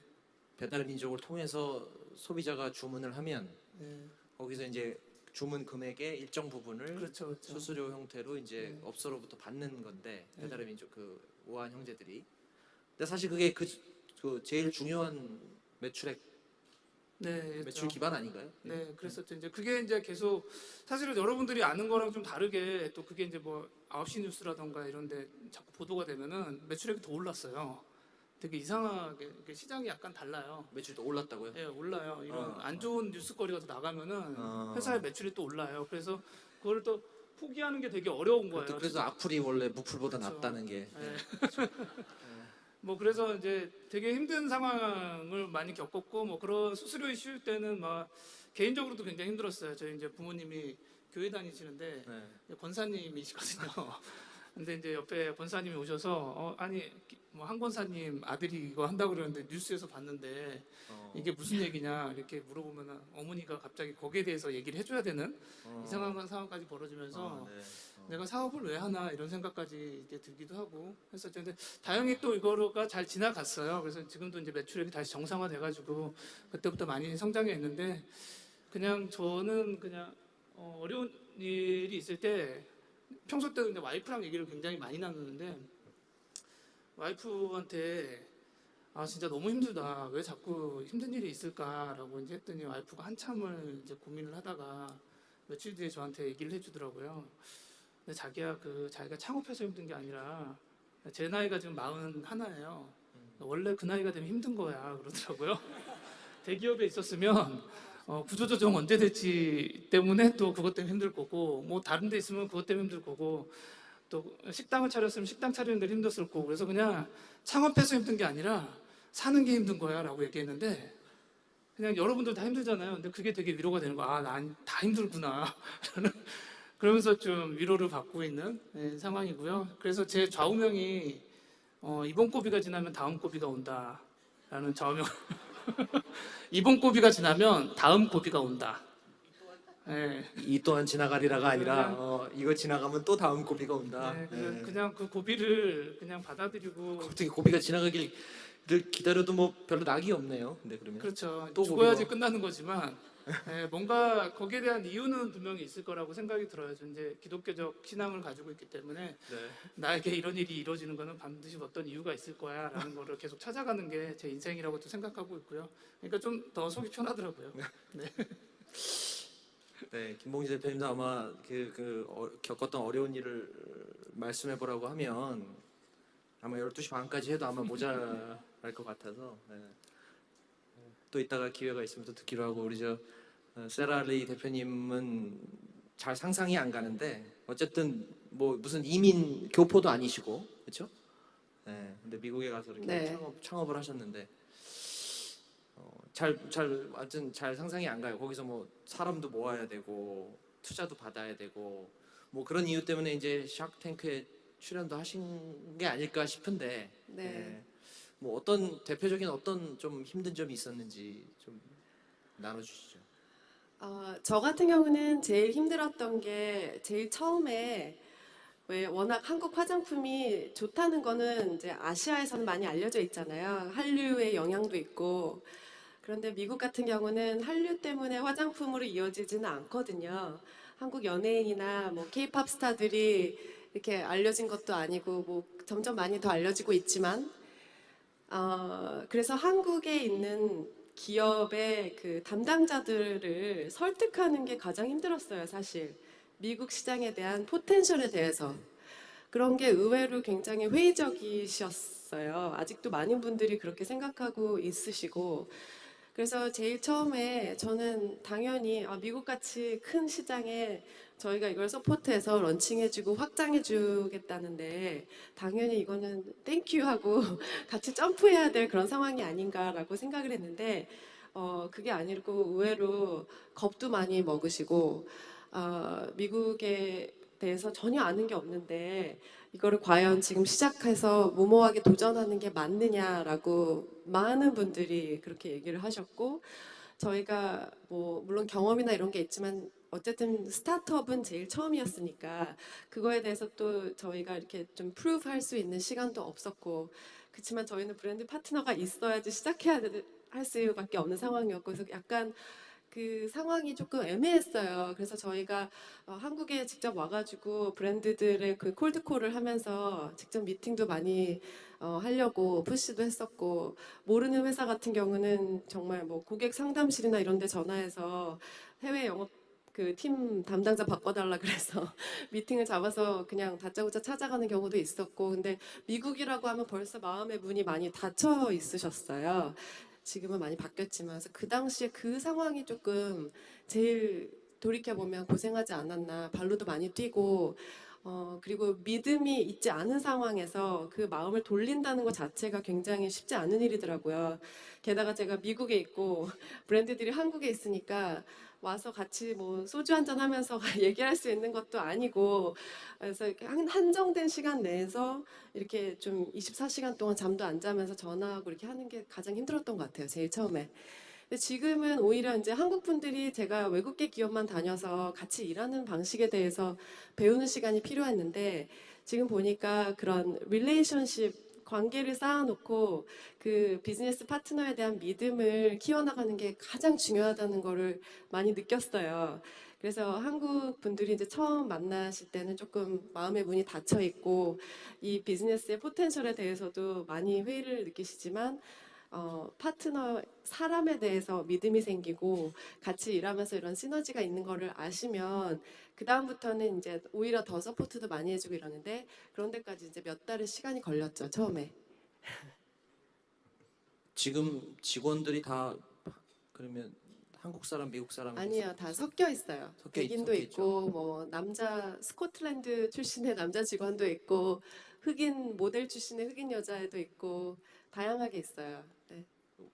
우리가 지금 하는 포럼이 또 이게 인재 포럼입니다. HR 그렇죠? 그래서 인재 얘기를 하긴 해야 되는데, 네. 뭐 아니 뭐 인재 얘기 또 중요하니까요. 스타트업은 또 특히 사람이 전부인 그런 비즈니스라서. 그렇게 해외에서 창업을 해서 외국인을 채용할 때는 어떤 식으로 접근을 하나요? 그러니까 뭐 어떤 걸로 그들을 이제 그들이 볼 때는 이제 작은 회사고, 그다음에 또 외국인이 설립한 회사고, 파는 상품도 외국에서 있는 걸 가져서 팔고, 뭔가 굉장히 석연치 않은 느낌을 갖고 이제 면접을 볼 것 같은데, 어떤 기준으로 어떻게 사람들을. 외국인들이라고 해서 한국 분들하고 그런 채용에 대한 접근이 다르진 않아요. 우선 스타트업이 워낙 좀 관심 있는 그 필드고 지금은, 그리고 요즘 밀레니얼들이 워낙 이렇게 좀 개인적으로 자신의 그런 아이덴티티를 많이 이렇게 표출할 수 있는 공간을 찾아다니잖아요. 그래서 어떻게 보면 대기업보다도 그런 스타트업을 선호하는 친구들이 더 많아지긴 했어요. 그리고 점점 더 많이 저희가 보고 있고. 그리고 미국은 더 선호하나요, 심지어? 네? 스타트업에서 일하는 걸 더 선호하나요? 네, 많이 선호하는 편이에요. 요즘에 더. 어, 그게 왜 그러냐면 이제 스타트업의 장점 중에 하나가 이제 기업이 작다 보니까 그 안에서 할 수 있는 역할도 다양하고, 그다음에 비즈니스의 여러 가지 큰 그림을 볼 수 있는, 어리지만 볼 수 있는 기회와 배울 수 있는 상황이 더 많잖아요. 근데 그런 걸 정말 원하더라고요. 대기업에 어떻게 보면 조금 시간이 걸리는 그런 것보다 인내심도 좀 부족하고 요즘 친구들이 그래서 스타트업을 선호하는 게 많다는 게 이제 저희한테 좀 유리했고, 두 번째는 저희가 어쨌든 업계에서 오랫동안 경력을 쌓았기 때문에 그런 로레알이라는 그 네임도 있고 그다음에 마케팅 익스피리언스가 있다는 걸 알기 때문에 이분들한테 그런 엑스퍼티스를 배우면서 스타트업에서 좀 자유롭게 일할 수 있겠구나라고 생각하는 친구들이 굉장히 많이 왔어요. 저희도 사실 K-뷰티를 외국인들이 하고 싶을까 이런 생각도 했었는데, 이게 K-뷰티라서 뭐 좋고 싫고 이걸 떠나서 뷰티 안에 있는 약간 뷰티 전문가들이 마케팅을 이제 교육시킬 수 있는 그런 공간이면서 스타트업이고 점점 커져가고 있는 기업에서 자기의 역할이 커지지 않을까라는 생각으로 지원한 친구들이 꽤 있었고요. 그 대신 이제 저희가 가장 중요하게 보는 거는 이 친구가 사실 K-뷰티에 대한 패션이 어느 정도는 있어야 되니까 그거에 대한 자세가 어떤지, 얼마나 많이 배우고 싶어 하는지에 대한 거를 제일 먼저 봤고, 예, 그런 친구들 위주로 시작을 했죠. 말씀 나누다 보니까 이제 저 MBT 박수근 대표님한테 뭐가 힘들었냐고 안 물어본 것 같은데 얘기를 안 하셔서. 예, 아니 뭐 제가 보니까 보면 아까도 직접 말씀하셨지만 그 캐시 슬라이드는 한국에서 제일 빨리 성장하고 있는 그 스타트업 중에 하나고, 어 제가 한 1년인가 창업하고 1년 뒤에 찾아갔을 때 이미 매출이 꽤 나오고 있었어요. 그래가지고 하여튼 별 어려움 없이, 예, 그냥 그렇진 않겠지만 물론, 예, 상대적으로, 예, 근데 뭐 한꺼번에 더 말씀해 주세요. 그러면 저도 들은 적이 없는데 어떤 일이 좀 힘드셨고 사람은 어떻게 뽑으셨고. 네, 그 뭐 앞에 대표님께서 말씀해 주셨던 것처럼 힘든 일이 되게 많습니다. 되게 많은데, 네, 그래도 그 중에서 그러니까 제일 힘든 거라고 하면은 약간 그러니까 뭔가 이게 변화를 만들 수 있다라는 믿음, 그런 희망이 꺾이는 게 제일 힘들었던 것 같고요. 사실 특히나 저희 같은 이제 회사나 서비스는 그러니까 전 세계 최초로 저희가 아이디어를 내고 뭐 참고할 만한 레퍼런스도 전혀 없고 하다 보니까 안 될 거야라는 얘기를 귀에 인이 박히게 됐습니다. 그 아이디어가 세계에서 처음으로 나온 건가요? 네, 네. 저희가 잠금화면. 이제 전 세계에서 최초로 잠금화면을 미디어로 좀 활용을 해보자라는 그런 것들을 시작을 하다 보니까, 그리고 거기에 광고를 적용을 해서 포인트로 돌려주겠다라는 그런 것들을 적용하다 보니까 시작부터 그러니까 예를 들어 그러니까 저희가 처음에 이제 서비스를 기획을 하면은 이제 주변의 지인들한테 또 이거 좀 어떤 것 같아요라고 물어보잖아요. 그러니까 피드백을 좀 구해보려고 안 될 거라고 얘기합니다. 그리고 이제 그래서 제품을 이제 런칭을 해서 이제 뭐 이제 저희 뭐 이제 그 어떻게 보면은 뭐 예를 들어 새로 채용하는 뭐 리크루팅 후보자에게 저희 서비스를 설명을 하면 안 될 거라고 얘기합니다. 네. 그리고 그리고 이제 저희 같은 경우도 서비스 어느 정도 런칭을 해서 이제 유저들이 모이면 그러면은 이제 그걸 가지고 이제 광고주들에게 가서 이제 그 세일즈를 좀 해야 되잖아요. 그래서 이제 광고주들한테 얘기하면 그거 옛날에 다 고민해봤던 건데, 아니면 그런 옛날에도 비슷한 거 있었는데 다 망했어. 안 될 거야. 항상 그러신데, 근데 그게 사실 끝이 없습니다. 이게 이제 어느 정도 이제 뭐 예를 들어 저희 액티브 유저들이 한 100만 명 정도 유저들이 모이면 거기까지 했으니까 거기가 한계야. 더 이상 안 될 거야. 그런 얘기들을 정말 주변에서 너무 많이 듣고요. 근데 괜찮습니다. 주변에서 얘기하시는 건 괜찮은데, 근데 주변에서 이제 뭐 파트너나 광고주나 뭐 투자자나 뭐 이제 뭐 유저들이 안 될 거야, 뭐 지인들이 안 될 거라는 얘기를 너무 많이 듣다 보면 제일 무서운 게 우리가 이제 헷갈리기 시작합니다. 이거 진짜 안 되는 건가? 이거 이제 더 이상 못 하는 건가?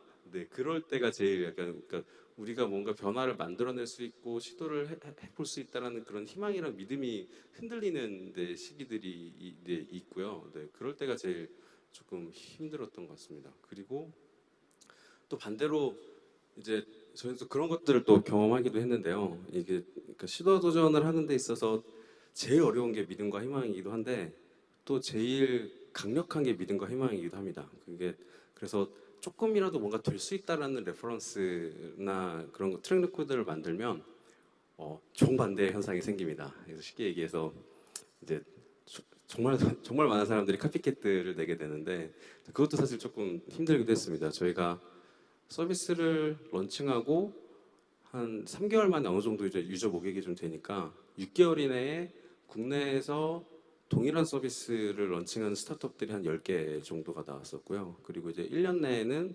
국내에서 대기업들이 뭐 이름만 대면 알 수 있는 대기업들이 거의 3개에서 4개 가까운 그 카피캣들을 내기 시작하고, 1년이 넘어가면 전 세계에서 카피캣이 나옵니다.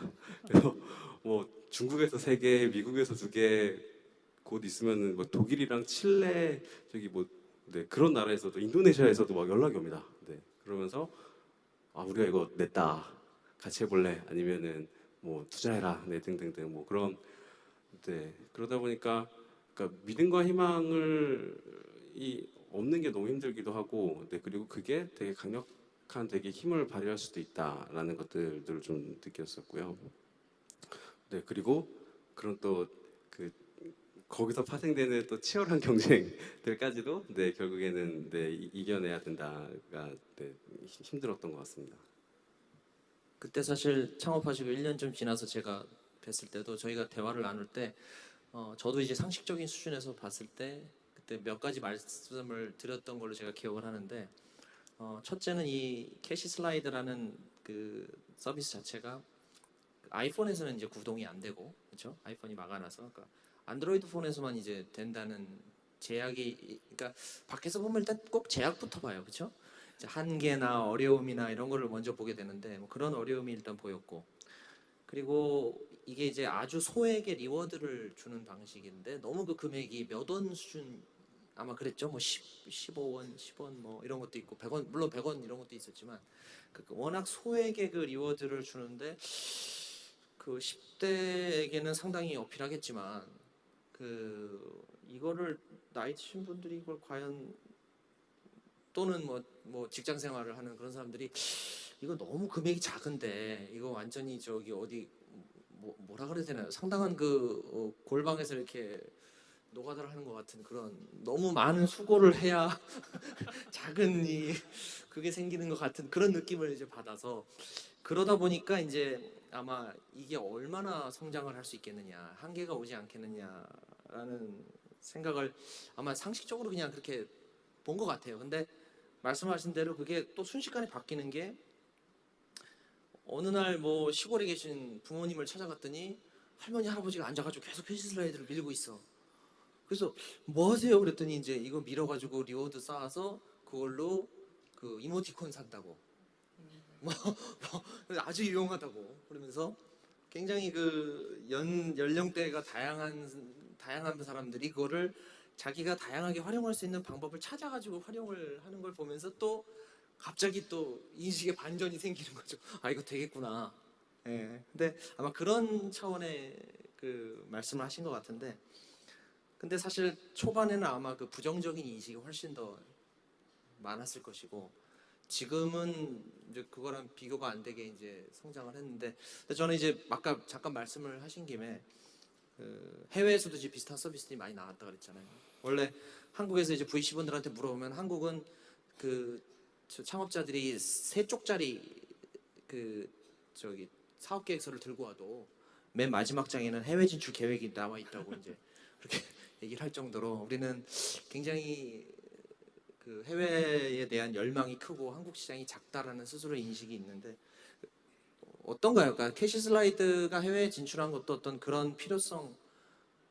아니면 해외에서 너무 뺏기니까 그냥 빨리 가서 우리도 해야 되겠다 뭐 어떤 측면이 작용한 건지 좀.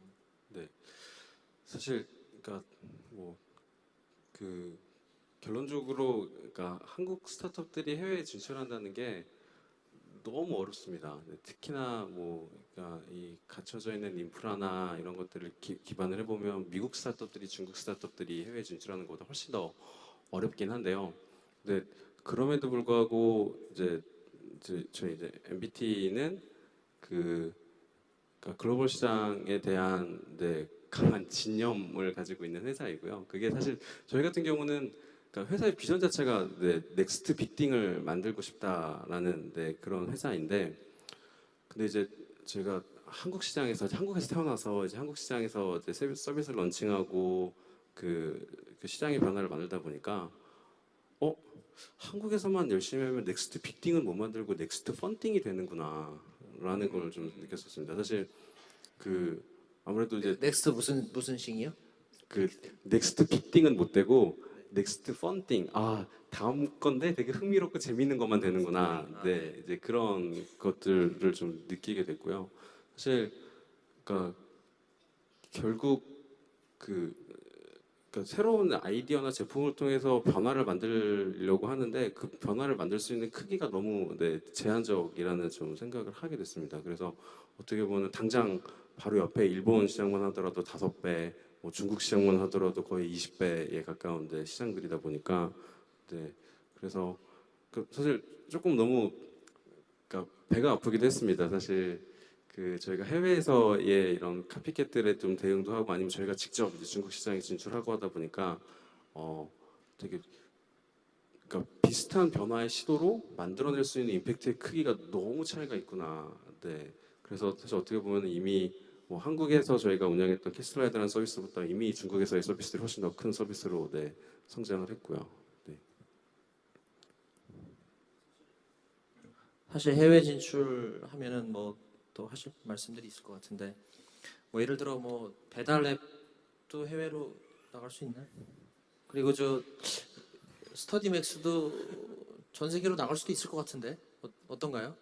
실제로 뭐 많이 진행이 되고 저희 회사는 그 비전이 되게 커요. 왜냐하면 한국의 교육 컨텐츠나 이런 수준이 되게 높은데 저희 아시다시피 되게 입시에만 국한돼 있고 입시라고 하면 정말 우리나라에밖에 쓸 수 없잖아요. 그래서 이제 교육 컨텐츠가 나가서 성공한 경우가 거의 없다고 보시면 되는데 저희 스피킹 맥스는 이제 어학뿐만이 아니고 추후에는 뭐 어떤 사회, 과학 이런 쪽으로 다 진출을 할 건데 정말 그 교육 컨텐츠를 재미있게 만들면 뭐 영어는 가까운 중국, 일본, 인도네시아 이런 데서도 많이 배우고자 하거든요.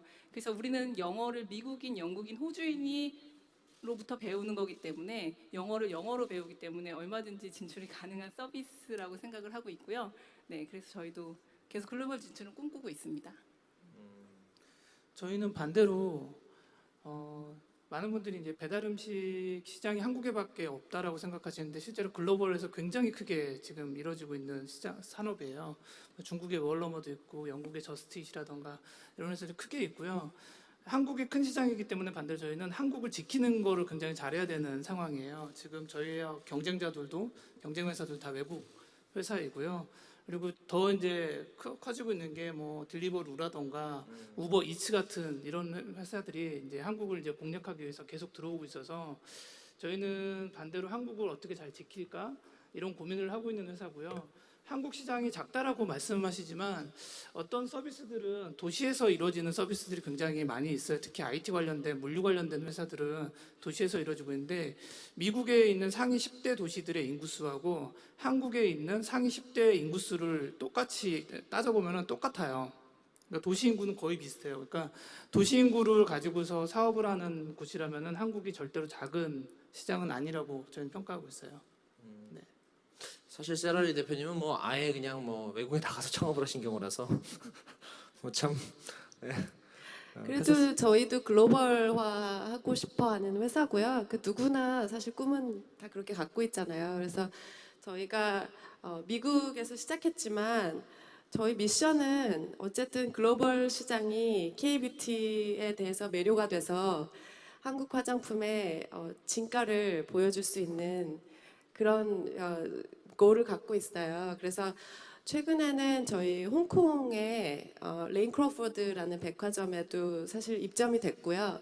그래서 홍콩을 기점으로 아시아에 이제 이런 내추럴 스킨케어라든지 아니면 전문가들이 셀렉트한 편집 컬렉션에 점점 이제 조금 제품의 성분이라든지 이런 게 좀 까탈스러운 고객들이 더 많아지면서 이런 거에 대한 수요가 더 커지고 있더라고요. 그래서 사실 미국을 벗어나서 글로벌 시장도 저희도 생각하고 있어요. 그 시간 사실 조금 더 있다가 진행을 하려는데 질문지가 너무 많이 들어와서요. 이 중에 일부라도 소화를 꼭 해야 될 것 같아서 조금 예정보다 좀 당겨서 질문이 좀 많이 들어왔습니다. 근데 좀 제가 뭐 다 하면은 오늘 해가 질 것 같고 몇 개만 좀 일단 좀 공통적인 것들을 좀 간추려 봤는데 여기 이제 아무래도 오신 분들 중에 이런 스타트업을 창업하거나 아니면 스타트업에서 일을 해보기를 원하시는 분들도 있는 것 같아요. 그래서 이제 질문 중에 이제 그런 게 있는데 채용을 할 때 또 인재 포럼에 굉장히 적합한 질문입니다. 채용을 하실 때 어떤 기준으로 이제 하시는지 특히 저 심여린 대표님하고 김봉지 대표님을 콕 집어서 질문을 그렇게 한 걸 보니까 두 회사가 궁금한 모양인데요. 한번 좀 말씀을 해주시죠. 어떤 기준으로?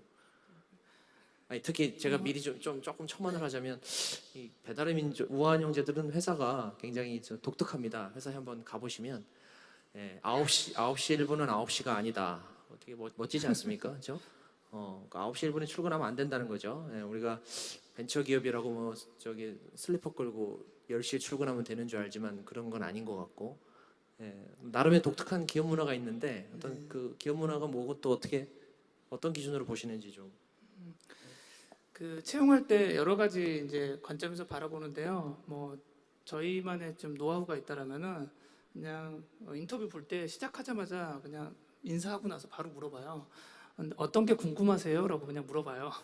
그럼 이제 그분이 이제 반대로 이제 질문을 저희한테 하는데 사람들은 대부분 그 질문 안에 생각들이 다 담겨져 있거든요. 어떤 분들은 이제 복지에 관련돼서 물어본다거나 신문에서 4.5일제 봤는데 진짜 4.5일제예요? 이렇게 물어보신 분들도 있고 어떤 분들은 일에 대해서 물어보는 분들이 있고요. 어떤 다양한 주제들이 굉장히 많이 나오는데 저희가 이제 집중적으로 보는 거는 그 사람이 일에 대해서 얼마나 집중해서 생각하고 있느냐, 다른 사람들의 관계를 얼마나 중요하게 생각하고 있느냐 이걸 좀 많이 집중적으로 보고 있죠. 네. 저는 인터뷰할 때 가장 중요하게 보는 포인트는 이 분과 우리가 미래를 같이 공유할 수 있느냐 없느냐가 가장 큰 문제인 것 같아요. 그래서 물론 뭐 그분의 스펙이나 그동안의 경력이나 이런 것도 보지만 저도 되게 깜짝 놀란 게 항상 여쭤보거든요. 저한테 궁금한 거 없는지. 그 질문을 했을 때 되돌아오는 답에서 정말 많은 걸 느낄 수가 있어요. 아, 이분이라면 우리가 이 일을 같이 해서 3년 뒤에 어떤 모습이 그려지겠구나. 그랬을 때 인재 채용의 가장 합격 불합격을 결정하는 요인인 것 같고 그렇습니다. 네. 그러니까 미래 비전을 같이 공유할 수 있느냐 네. 되게 주관적이긴 한데요. 그렇죠. 예. 아니 뭐 일단 직원 채용은 사장님 마음이니까요. 어떤 대학생 분이 이제 굉장히 날카로운 질문을 박수근 대표님한테 했는데 그 컴퓨터에서 스마트폰으로 이제 그 사람들이 접하는 미디어의 이제 핵심적인 바뀌었는데 스마트폰 다음에는 또 뭐가 있지 않겠느냐, 또 바뀔 텐데 곧 바뀔 것 같은데 그거에 대한 대비책은 어떻게 하고 있느냐라는 아주 대비하고 계신가요? 아, 네, 저희는 분명히 어떻게 보면 그러니까 2000년대 초반에 온라인 웨이브가 왔던 것처럼 2010년도에 모바일 웨이브가 왔었고 또 그리고 세상에 주기적으로 그렇게 그 큰 빅 웨이브들이 올 거라고 생각하고 있습니다. 그런 게 또 맞다라고 생각을 하고요. 네, 그래서 근데 그런 웨이브가 오는 주기들이 점점 더 짧아질 거라고 네, 믿고 있고요. 그래서 저희가 보기엔 뭐 많은 웨이브들의 가능성이 있긴 하지만 우선은 뭐 당장 가시적으로 웨이브가 될 수 있는 것들이 뭐 IoT나 네, 그 이외의 스마트 기기들을 활용한 네, 그런 웨이브들이 아마 좀 가시적일 거라고 생각을 하고 있습니다. 그리고 뭐 MBT라는 회사는 네, 그러니까 그런 웨이브들에 맞춰서 계속 넥스트 빅띵을 만들어내고 그리고 사실은 저희가 넥스트 빅띵을 만들어내는 거 넘어서 나중에는 그런 넥스트 빅띵이 나올 수 있게 하는 빅 웨이브를 만드는 네, 그런 회사가 되고자 합니다. 네, 그러기 위한 준비들을 착실히 네, 하고 있습니다. 좀 굉장히 모범적인 답변을 해주신 것 같습니다. 이것도 이제 특정인을 지목해서 질문을 하셨네요. 세랄리 대표님한테 한국 기업 문화에 있어서 관계의 중요성에 대해서 아까 언급을 하신 것 같은데 이런 사업 계획서를 작성하고 그 다음에 일을 진행해 나가는 데 있어서 도움이 됐던 관계가 뭔지 궁금하다 그러네요. 이를테면 어떤 뭐 리소스나 여러 가지 그런 사람을 소개해주거나 이런 기관 단체가 있었는지 또는 뭐 어떤 그런 재무적인 계획을 세우는데 도움을 준. 그러니까 이분이 지금 창업을 준비하시는 분인지 모르겠는데 아무튼 네 그런. advisor 네, 얘기하시는 네 그렇죠. 뭐 거죠? 여러 가지 어떤 관계에 있어서 도움을. 그러니까 아까 관계의 중요성을 언급하셨는데 그 네. 의미를 이제 물어보는 것 같아요. 그 네. 정확한 의미, 관계라는 게 어떤 관계냐, 아. 공적인 관계냐 아니면 관계가 얼마나 중요한지를 창업하면서 매일 정말 몸으로 실감하고 있어요. 제가 뭐 비즈니스 파트너뿐만 아니라 멘토, 그다음에 저의 뭐 친구들, 어드바이저, 선배들, 창업 선배들 또는 그냥 기업의 같은 분야에 있는 선배들 이런 사람들하고의 관계를 통해서 배우는 게 매일매일 있거든요. 매일 뭐 하나씩 영감을 얻고 매일 하나씩 제가 바로 적용할 수 있는 아이디어를 얻어요. 그래서 제가 사실 인재 이런 포럼에 오게 된 이유도 그런 젊은 탤런트에 있어서 인재 양성에 있어서 제가 굉장히 큰 패션이 있거든요. 제가 한국에서 계속 교육을 받았고 어렸을 때 홍콩에서 잠깐 살았지만 미국이라는 큰 땅에 가서 한국 사람으로서 마케팅을 하고 미국 시장을 대상으로 일을 하는데 사실 쉽지는 않았어요. 제일 처음에. 문화 차이도 있었고, 그다음에 한국하고는 사람과 사람 사이의 그런 관계를 다루는 그런 접근이라든지 이런 여러 가지가 너무 달랐기 때문에 제가 만약에 믿고 저랑 비슷한 그 파트를 갔던 선배가 멘토로 있었으면 얼마나 제가 더 빠르게 숏컷을 택할 수 있었을지를 알고 있거든요. 그래서 제가 지금도 항상 하는 얘기가 나이랑 상관없이 지금부터도 새로운 네트워킹을 해서 친구를 많이 사귀어라라고 많이 얘기를 해요. 한국의 브랜드 파트너랑 관계를 맺을 때도 저는 서로 인간적으로 얼마나 존중해주고 이 사람의 비전과 얼마나 같이 공유를 할 수 있는지를 제일 먼저 생각해요. 그래서 그런 사람들하고만 사실 파트너를 맺고 있고요. 지금 제가 맺은 브랜드 파트너의 사장님 분들은 화장품의 그런 철학이나 이런 비전이 저랑 굉장히 비슷한 분들이에요. 그게 사실 저희 웹사이트에 큐레이션 할 수 있는 첫 번째 조건이거든요. 근데 그게 왜 그러냐면 그걸로 인해서 같이 일할 수 있는 그런 일하는 워킹 스타일이라든지 아니면 거기에서 나오는 시너지를 통해서 얻을 수 있는 결과가 현저하게 차이가 나더라고요. 그래서 그거에 대해서 말씀을 드리고 싶었고, 멘토십 관련된 거는 이게 어떤 분야에 있던 멘토든 간에 저한테 주옥 같은 얘기를 해줄 분들은 어딘가에 있어요. 모든 멘토가 다 좋지는 않고요. 같이 이렇게 인게이징을 하다가 저한테 이제 좀 도움이 되는 분을 찾는 과정이 사실 중요한데 이거는 이제 사람을 대하는 태도라든지 아니면 일을 대하는 그 ethic, work ethic이라 그러죠. 그런 거에 대한 팁을 굉장히 사실 책으로는 볼 수 없는 거거든요. 그리고 본인의 경험하고 또 다른 점들도 있기 때문에 그런 거에 있어서는 좀 적극적으로 최대한 좋은 멘토분을 찾으시라고 꼭 조언을 드리고 싶어요. 관련된 질문인데 그러면 이제 그 또 질문지 주신 분 중에 그 미국에서 창업을 하시려는 분이 지금 여기 와 계신 것 같아요. 그래서 아. 질문지를 이제 그런 질문을 하셨는데 본인도 이제 미국에서 창업을 하려 그러는데 처음에 뭐가 제일 이거 굉장히 아주 너무 브로드한 질문인데 어떤 조언을 해주실 수 있는지 한번 관계인가요 역시? 그게 그 분의 상황에 따라 다른 것 같아요. 만약에 영어가 편하시고 미국에 커넥션이 좀 있으신 분하고 아예 그런 것이 없고 완전히 처음으로 뛰어드는 분하고의 상황에 따라서 너무나 제가 해드리고 싶은 말이 조금 다른데 저 같은 경우는 어쨌든 같은 뷰티 업계에서 오랫동안 일을 했기 때문에 어느 정도 커넥션은 있었어요. 그래서 그게 정말 많이 도움이 되긴 했거든요. 예를 들면 세포라하고 같이 처음에 딜을 맺는데 예전에 랑콤이라는 브랜드에서 같이 세포라랑 일했던 바이어가 아직도 있었기 때문에 저에 대한 믿음이 있었고 그렇기 때문에 이렇게 좀 입점이나 이런 것들도 쉽게 할 수 있었던 것 같아요. 근데 가장 중요한 거는 영어로 드라이브라 그러죠. 미국 시장이 굉장히 터프해요. 특히 미국 시장을 이해하지 못한 상태에서 시작하는 거는 있을 수 없는 일이라고 저는 말씀드리고 싶고요. 꼭 시장 조사를 해야 되고 두 번째는 그런 드라이브가 꼭 있어야지만 되는 것 같아요. 컴피티션이 그 어디보다도 많은 곳이 미국입니다. 그 중에서 저는 뉴욕에 있는데 경쟁사라든지 아니면 경쟁 브랜드들이 하루에도 몇십 개가 런칭하고 있으니까 거기서 중심을 잃지 않고 꼭 레이저 포커스라 그러죠.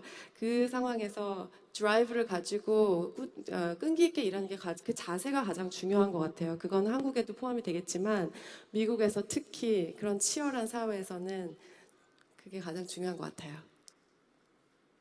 아까 그 박수훈 대표님이 그 믿음과 희망 이제 말씀하시면서 그 사람들이 처음에 다 안 된다고 이거 안 될 거야 뭐 이렇게 얘기를 많이 했다 그랬잖아요. 근데 그런 얘기를 특히 이제 대표님이 제일 많이 들을 텐데 그런 힘든 그런 거를 얘기를 들었을 때 그 질문이 이거예요. 그러니까 직원들에게 불안감을 주고 싶지 않아서 그냥 혼자 감당해냈는지 아니면 어떻게 그거를 물론 이제 실적으로 보여주면서 이제 나아갔겠지만 그 당시에는 어떻게 했나요? 직원들하고 다 같이 공유하면서 뭐 으쌰으쌰 했나요? 아니면 어떤 식으로 그거를 대처해 나가셨는지? 네, 뭐 지인들이 전해주시는 피드백, 뭐 유저들의 피드백, 그 시장에서의 피드백들이 다 맞는 얘기라고 생각했습니다. 그래서 그런 것들을 가능하면 다 정리해서 그 다 공유를 다 드렸고요. 네, 근데 이제 저희는 아예 그렇게 정의를 했습니다. 사실 저희가 정의하는 스타트업은 원래 그 일반적인 문제를 해결하는 게 아니고 불가능한 문제를 해결하는 회사들이 스타트업이다. 원래 남들이 다 안 된다고 하는 문제를 그 어떻게든 풀어내는 게 저희의 일이다라고 그렇게 좀 정의를 했고요. 그러다 보니까 사실 일반적으로 주시는 피드백들이 다 맞고 그런 것들을 다 인정하는 하에서 그럼에도 불구하고 어떻게 답을 찾아낼까를 같이 고민을 해보자라고 말씀을 드렸던 것 같습니다. 그래서 어차피 지금 박 대표님한테 또 연결되는 질문인데 아까 이제 대학생 때 창업했다가 말아먹은 게 하나 있다고 그러셨는데 이게 저도 사실 궁금해요. 그러니까 어떤 사업이었고 왜 망했다고 망한 이유가 뭔지 분석을 하셨을 것 같은데. 네, 그때 당시에 몰랐고요. 네, 그때 당시에는 잘 몰랐었고 이제 좀 시간이 지나면서 조금 이해를 하게 됐었는데 뭐 우선은 사실 제가 직접 창업했던 회사는 아니었습니다. 그때 당시에 이제 그, 아직 스마트폰이 보급되기 이전에 피처폰에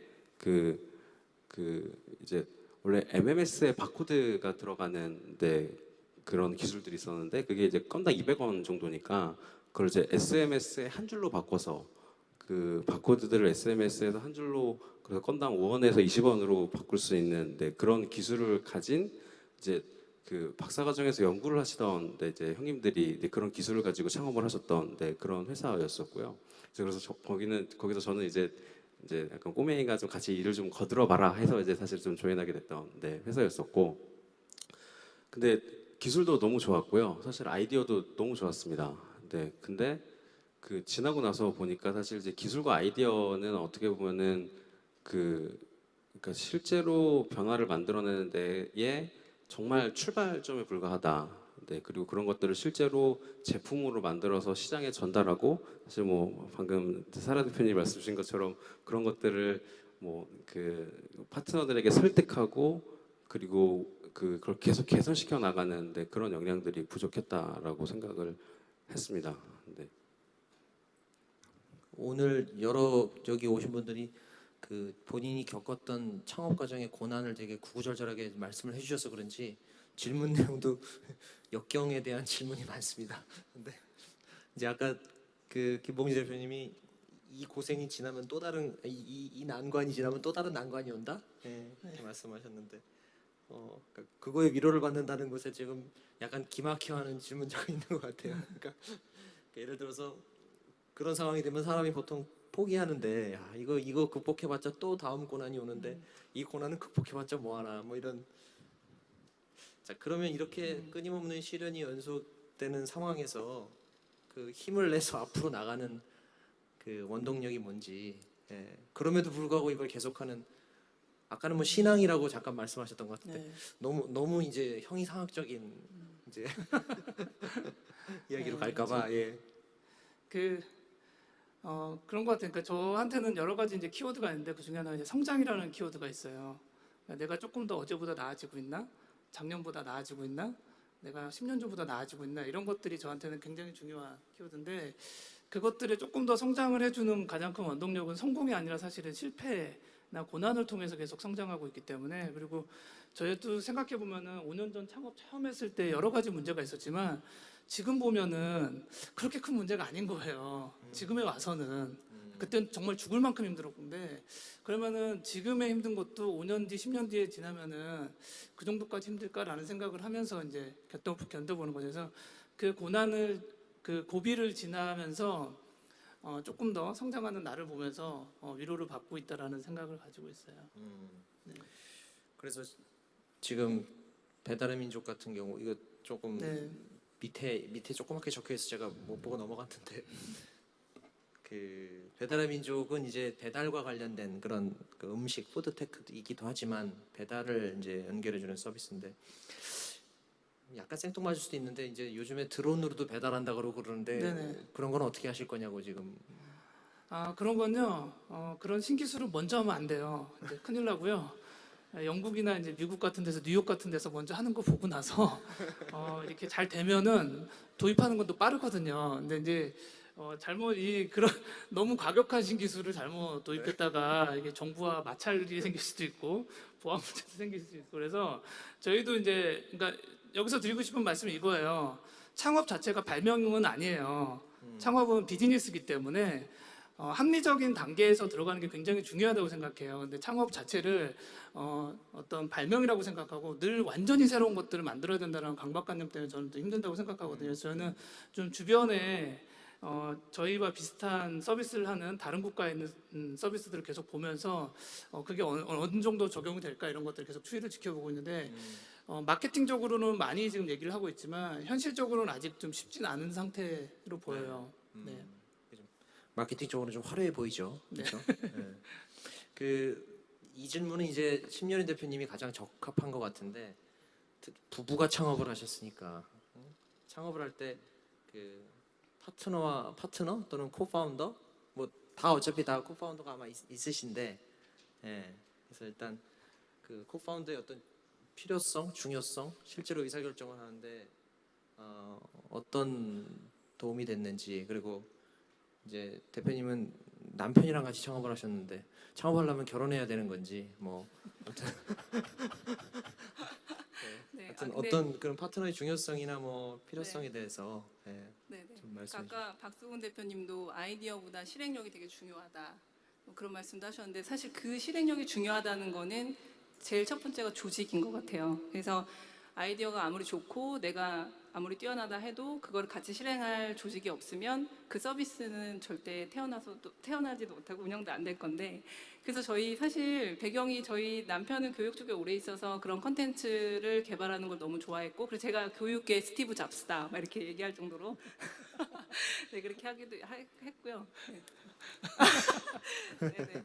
그러기도 했고 저는 이제 그 G마켓이 태어나기도 전에 이제 그런 이커머스를 했었고 그런데 경험도 있었고 네이버의 어떤 디스플레이 애드 이런 광고 경험도 있었기 때문에 남편은 그런 교육 컨텐츠나 이런 거에 되게 뛰어나다면 저는 이제 모바일이나 이런 온라인 광고나 영업 세일즈에 되게 좀 많은 경험이 있었고 또 하나 저희 CTO 같은 경우도 이런 기술력이 있는 친구가 있었기 때문에 이렇게 처음에 조직을 세팅하는 게 가장 중요했던 이슈인 것 같아요. 네. 맞나요? 질문? 그러니까 코파운더가 있는 게 좋다는 네네. 그러니까 혼자는 절대 못한다. 그래서 혼자는 예, 아까 여기 대표님도 되게 사회생활 이거 중요하다고 했는데 정말 제가 사회 초년생부터 만났던 한 분 한 분이 정말 도움이 안 된 분이 아무도 없었던 것 같아요. 예, 그래서 그러고 보니까 저기 사실 그 김봉지 대표님도 네. 형님하고 창업을 했어요. 네, 그래서 저는 김광수 셋째 형. 처음에 형님하고 형님하고 이제 사이가 아주 좋은 경우고.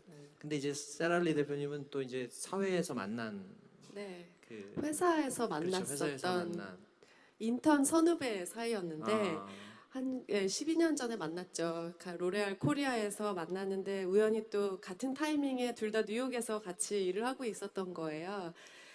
그래서 이제 워낙 돈독한 사이였고 그리고 둘 다 열심히 일하고 화장품을 너무 좋아하는 이제 공통점이 많은 두 친구가 만난 건데 사실 어려움도 있죠. 왜냐하면 이제 서로의 그런 스타일도 몰랐던 것도 많이 새로 발견하면서 그런 것도 있고 아주 많은 사람들이 여자 둘이서 동업하는 거 쉽지 않지 않냐라고 많이 물어보세요.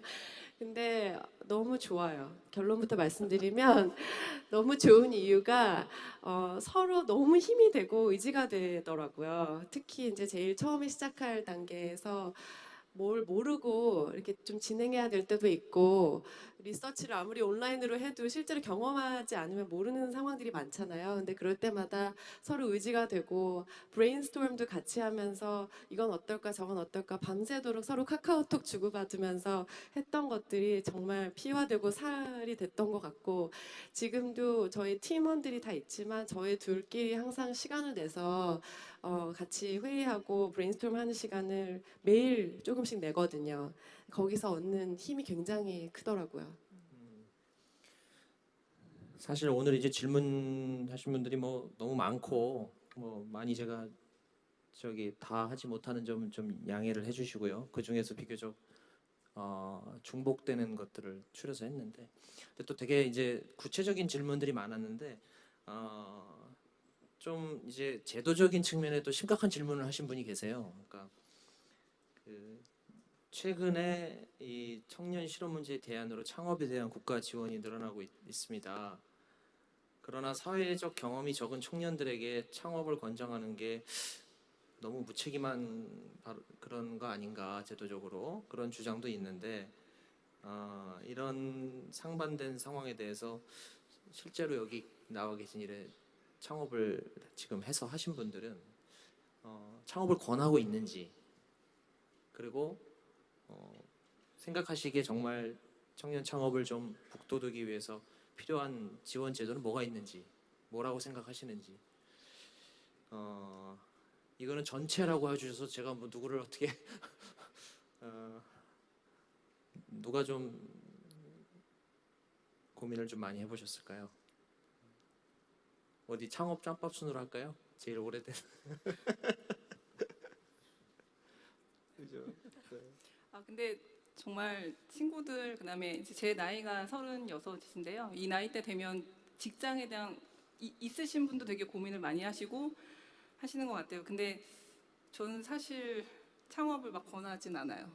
왜냐면 저희 다시 돌아가면 내가 할 수 있을까? 이런 생각이 들어요. 왜냐면 너무너무 힘들었던 일이 있고, 그래서 그 어떤 강심장도 있어야 되고요. 이거 하나하나 헤쳐나갈 때 그 어떤 뭐 사람들은 대표라서 좋겠네 뭐 이런 생각하지만 되게 외롭고도 되게 힘든 길이거든요. 그래서 그런 길을 과연 갈 수 있느냐 없느냐는 본인들이 판단하시는 거예요. 그래서 창업하면 어때요? 좋아요? 막 이렇게 가볍게 여쭤보시지만 저는 그 질문을 되게 진지하게 좀 어려운 일이 많다라고 이렇게 말씀을 좀 드리는 편이고요. 국가에서 그렇게 뭐 청년들 창업 막 지원하지만 사실 그 지원을 할 때 도대체 이렇게 구체적인 생각이나 이런 거 갖고 하시는지 저는 그걸 먼저 여쭤보고 싶기는 해요. 우리 사회가 너무나 청년 창업이 쉽게 돼 있는 구조는 아니잖아요. 예. 그래서 사람들이 생각할 때도 어떤 대기업이나 이런 것 위주로 시스템이 되어 있기 때문에 네, 그렇습니다. 네, 이렇게 마냥 되게 행복하고 이렇지만 않은 것 같아요. 저 같은 경우는 만약에 준비가 됐고 올인할 그런 마음가짐이 있으면 하라고 권장하고 싶어요.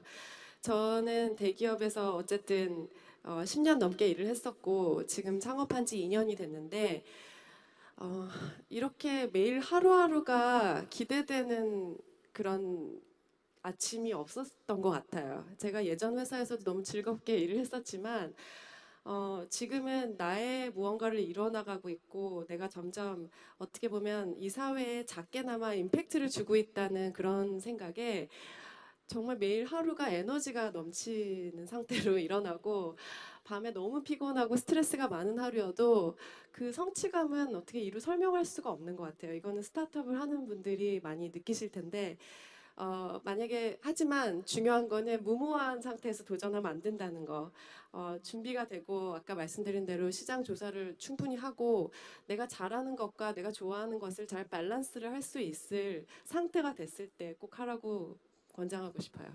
근데 초반 이렇게 3년까지는 사실 되게 그리고 제가 그때 이만기 기자님 네. 만났을 때 제가 그때 드린 말씀 기억하는지 모르겠지만 회사 다닐 때는 일요일 밤이 너무 싫은 거예요. 다음날 출근을 해야 맞아요. 되니까. 그런 얘기를 제가 했었어요. 그런 그런 얘기 처음 들었습니다. 예. 네네. 근데 어느 날 저한테 그런 일이 없어진 거예요.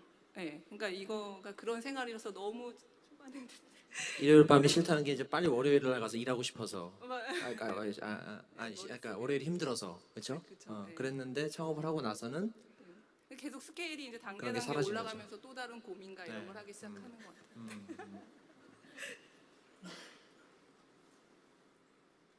김 대표님도 뭐 하실 말씀이 왠지 있을 거.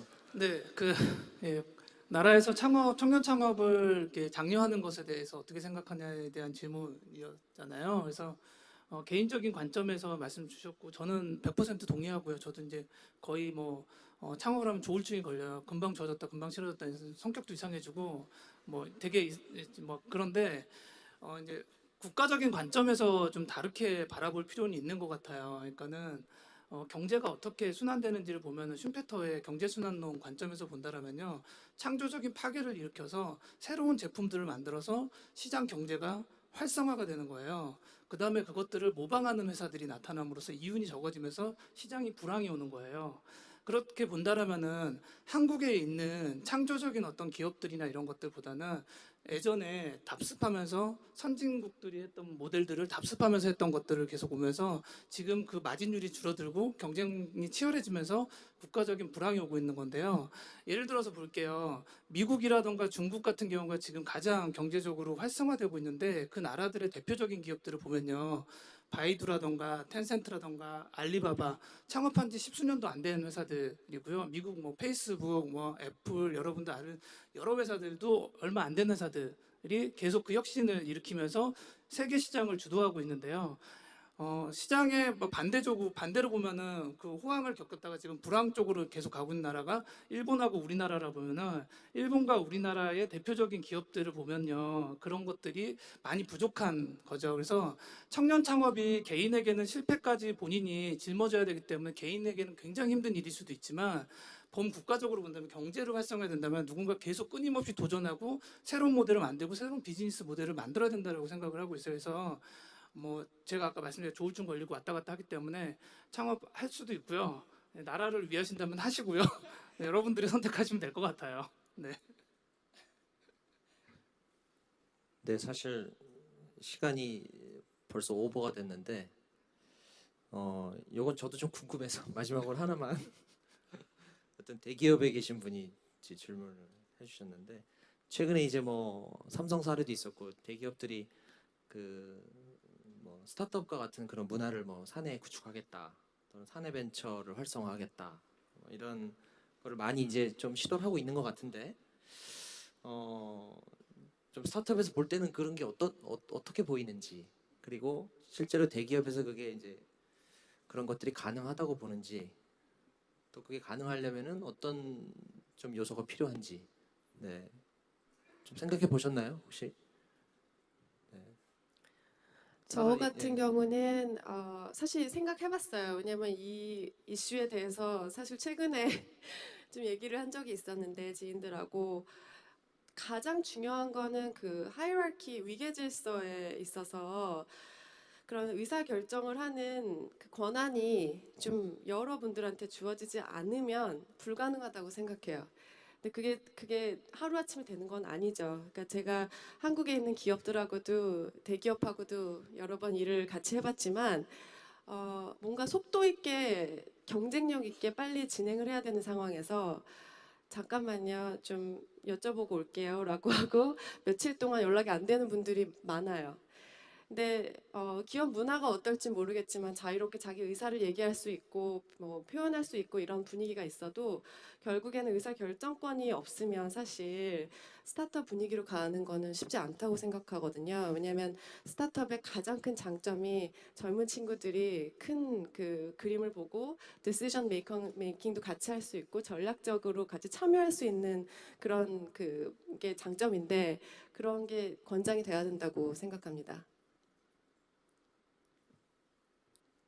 다른 뭐 하실 말씀 혹시? 저도 그 저희 서비스를 되게 대기업, 교육기업이나 이런 데서도 시도를 해보려는 소리를 듣긴 들었었어요. 근데 이제 저희가 생각할 때는 이 프로젝트, 이 브랜드, 이런 사업 모델은 그냥 팀장 레벨에서는 절대 할 수 없다. 저는 그런 생각이 들었거든요. 우리 이런 창업자들은 정말 올인을 하고 이거 아니면 정말 내 인생 전체를 걸고 하는 일인데 그러니까 제가 볼 때는 대기업에서 그렇게 팀 레벨로 어떤 사업을 진행하는 것보다는 인수나 이런 것들을 통해서 이런 어떤 생태계를 계속 활성화시키고 이런 식으로의 어떤 방향으로 가는 게 더 맞지 않나 싶고요. 대기업에서 아무리 따라한다고 해도 스타트업을 이기기는 쉽지 않아요. 제가 볼 때는. 네.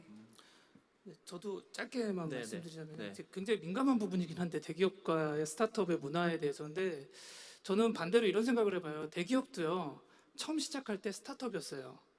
그 창업주들이 정말로 엄청난 것들을 도전하면서 만들었던 불가능을 만들었던 회사들이 지금 우리 옆에 있는 대기업들인데 우리한테 찾지 마시고 스타트업들한테 찾지 마시고요. 처음 그 회사가 만들어질 때 그 정신에서 다시 찾아보시면 좋지 않을까라는 생각을 해봐요. 네. 대표님 뭐 네, 저도 하실 말씀 사실 있으신가요? 김국진 대표님 생각에 많이 동의하는 편인데요. 사실 어떤 구조에서 어떻게 그 시도를 하느냐보다 사실 어떤 스피릿을 가지고 있느냐가 더 중요한 것 같거든요. 그래서 사실 어떻게 보면 그 그러니까 지금의 대기업의 기존의 문화나 구조들도 사실은 그 어느 정도 좀 정답이 정해져 있고 그리고 그 안정성이 되게 중요한 환경화에 최적화되어 있는 그런 조직 문화 구조라고 생각을 하고요. 근데 사실 스타트업의 경우는 그러니까 불확실성이 매우 크고 정답이 정해져 있지 않은 그런 환경하에서 최적의 의사결정을 하고 최적의 실행을 하기 위한 그런 문화로가 되게 중요하다고 생각을 합니다. 그렇기 때문에 사실 뭐 사내벤처를 어떤 제도로 운영을 하고 어떻게 시도를 하느냐보다도 사실 그러니까 어떤 환경하에서 어떤 스피릿을 가지고 일을 하느냐가 훨씬 더 중요할 거라고 생각을 합니다. 네, 사실 저기 이미 다들 배꼽 시계가 울리셨을 것 같은데, 네, 너무 많은 이런 또 이 점심 시간이 살짝 걸쳐져 있는 이런 시간에 끝까지 자리를 지켜주셔서 감사드리고요. 이게 질문지가 뭐 봐도 한 40장이 넘는 질문지가 들어서 다 소화 못한 점을 좀 양해를 해주시고요. 네, 오늘 아무튼 그 창업과 또 그 창업 과정에서 겪는 그 여러 가지 어려움 그리고 왜 창업을 해서 왜 우리는 이 일을 해야 되는가에 대한 그 창업가들의 좀 솔직한 이야기를 난 이렇게 해서 성공했다 차원이 아니라 솔직한 이야기를 들을 수 있어서 좀 의미가 있었던 것 같습니다. 오늘 함께해 주신 우리 네 분 창업자님들 감사드립니다. 감사합니다.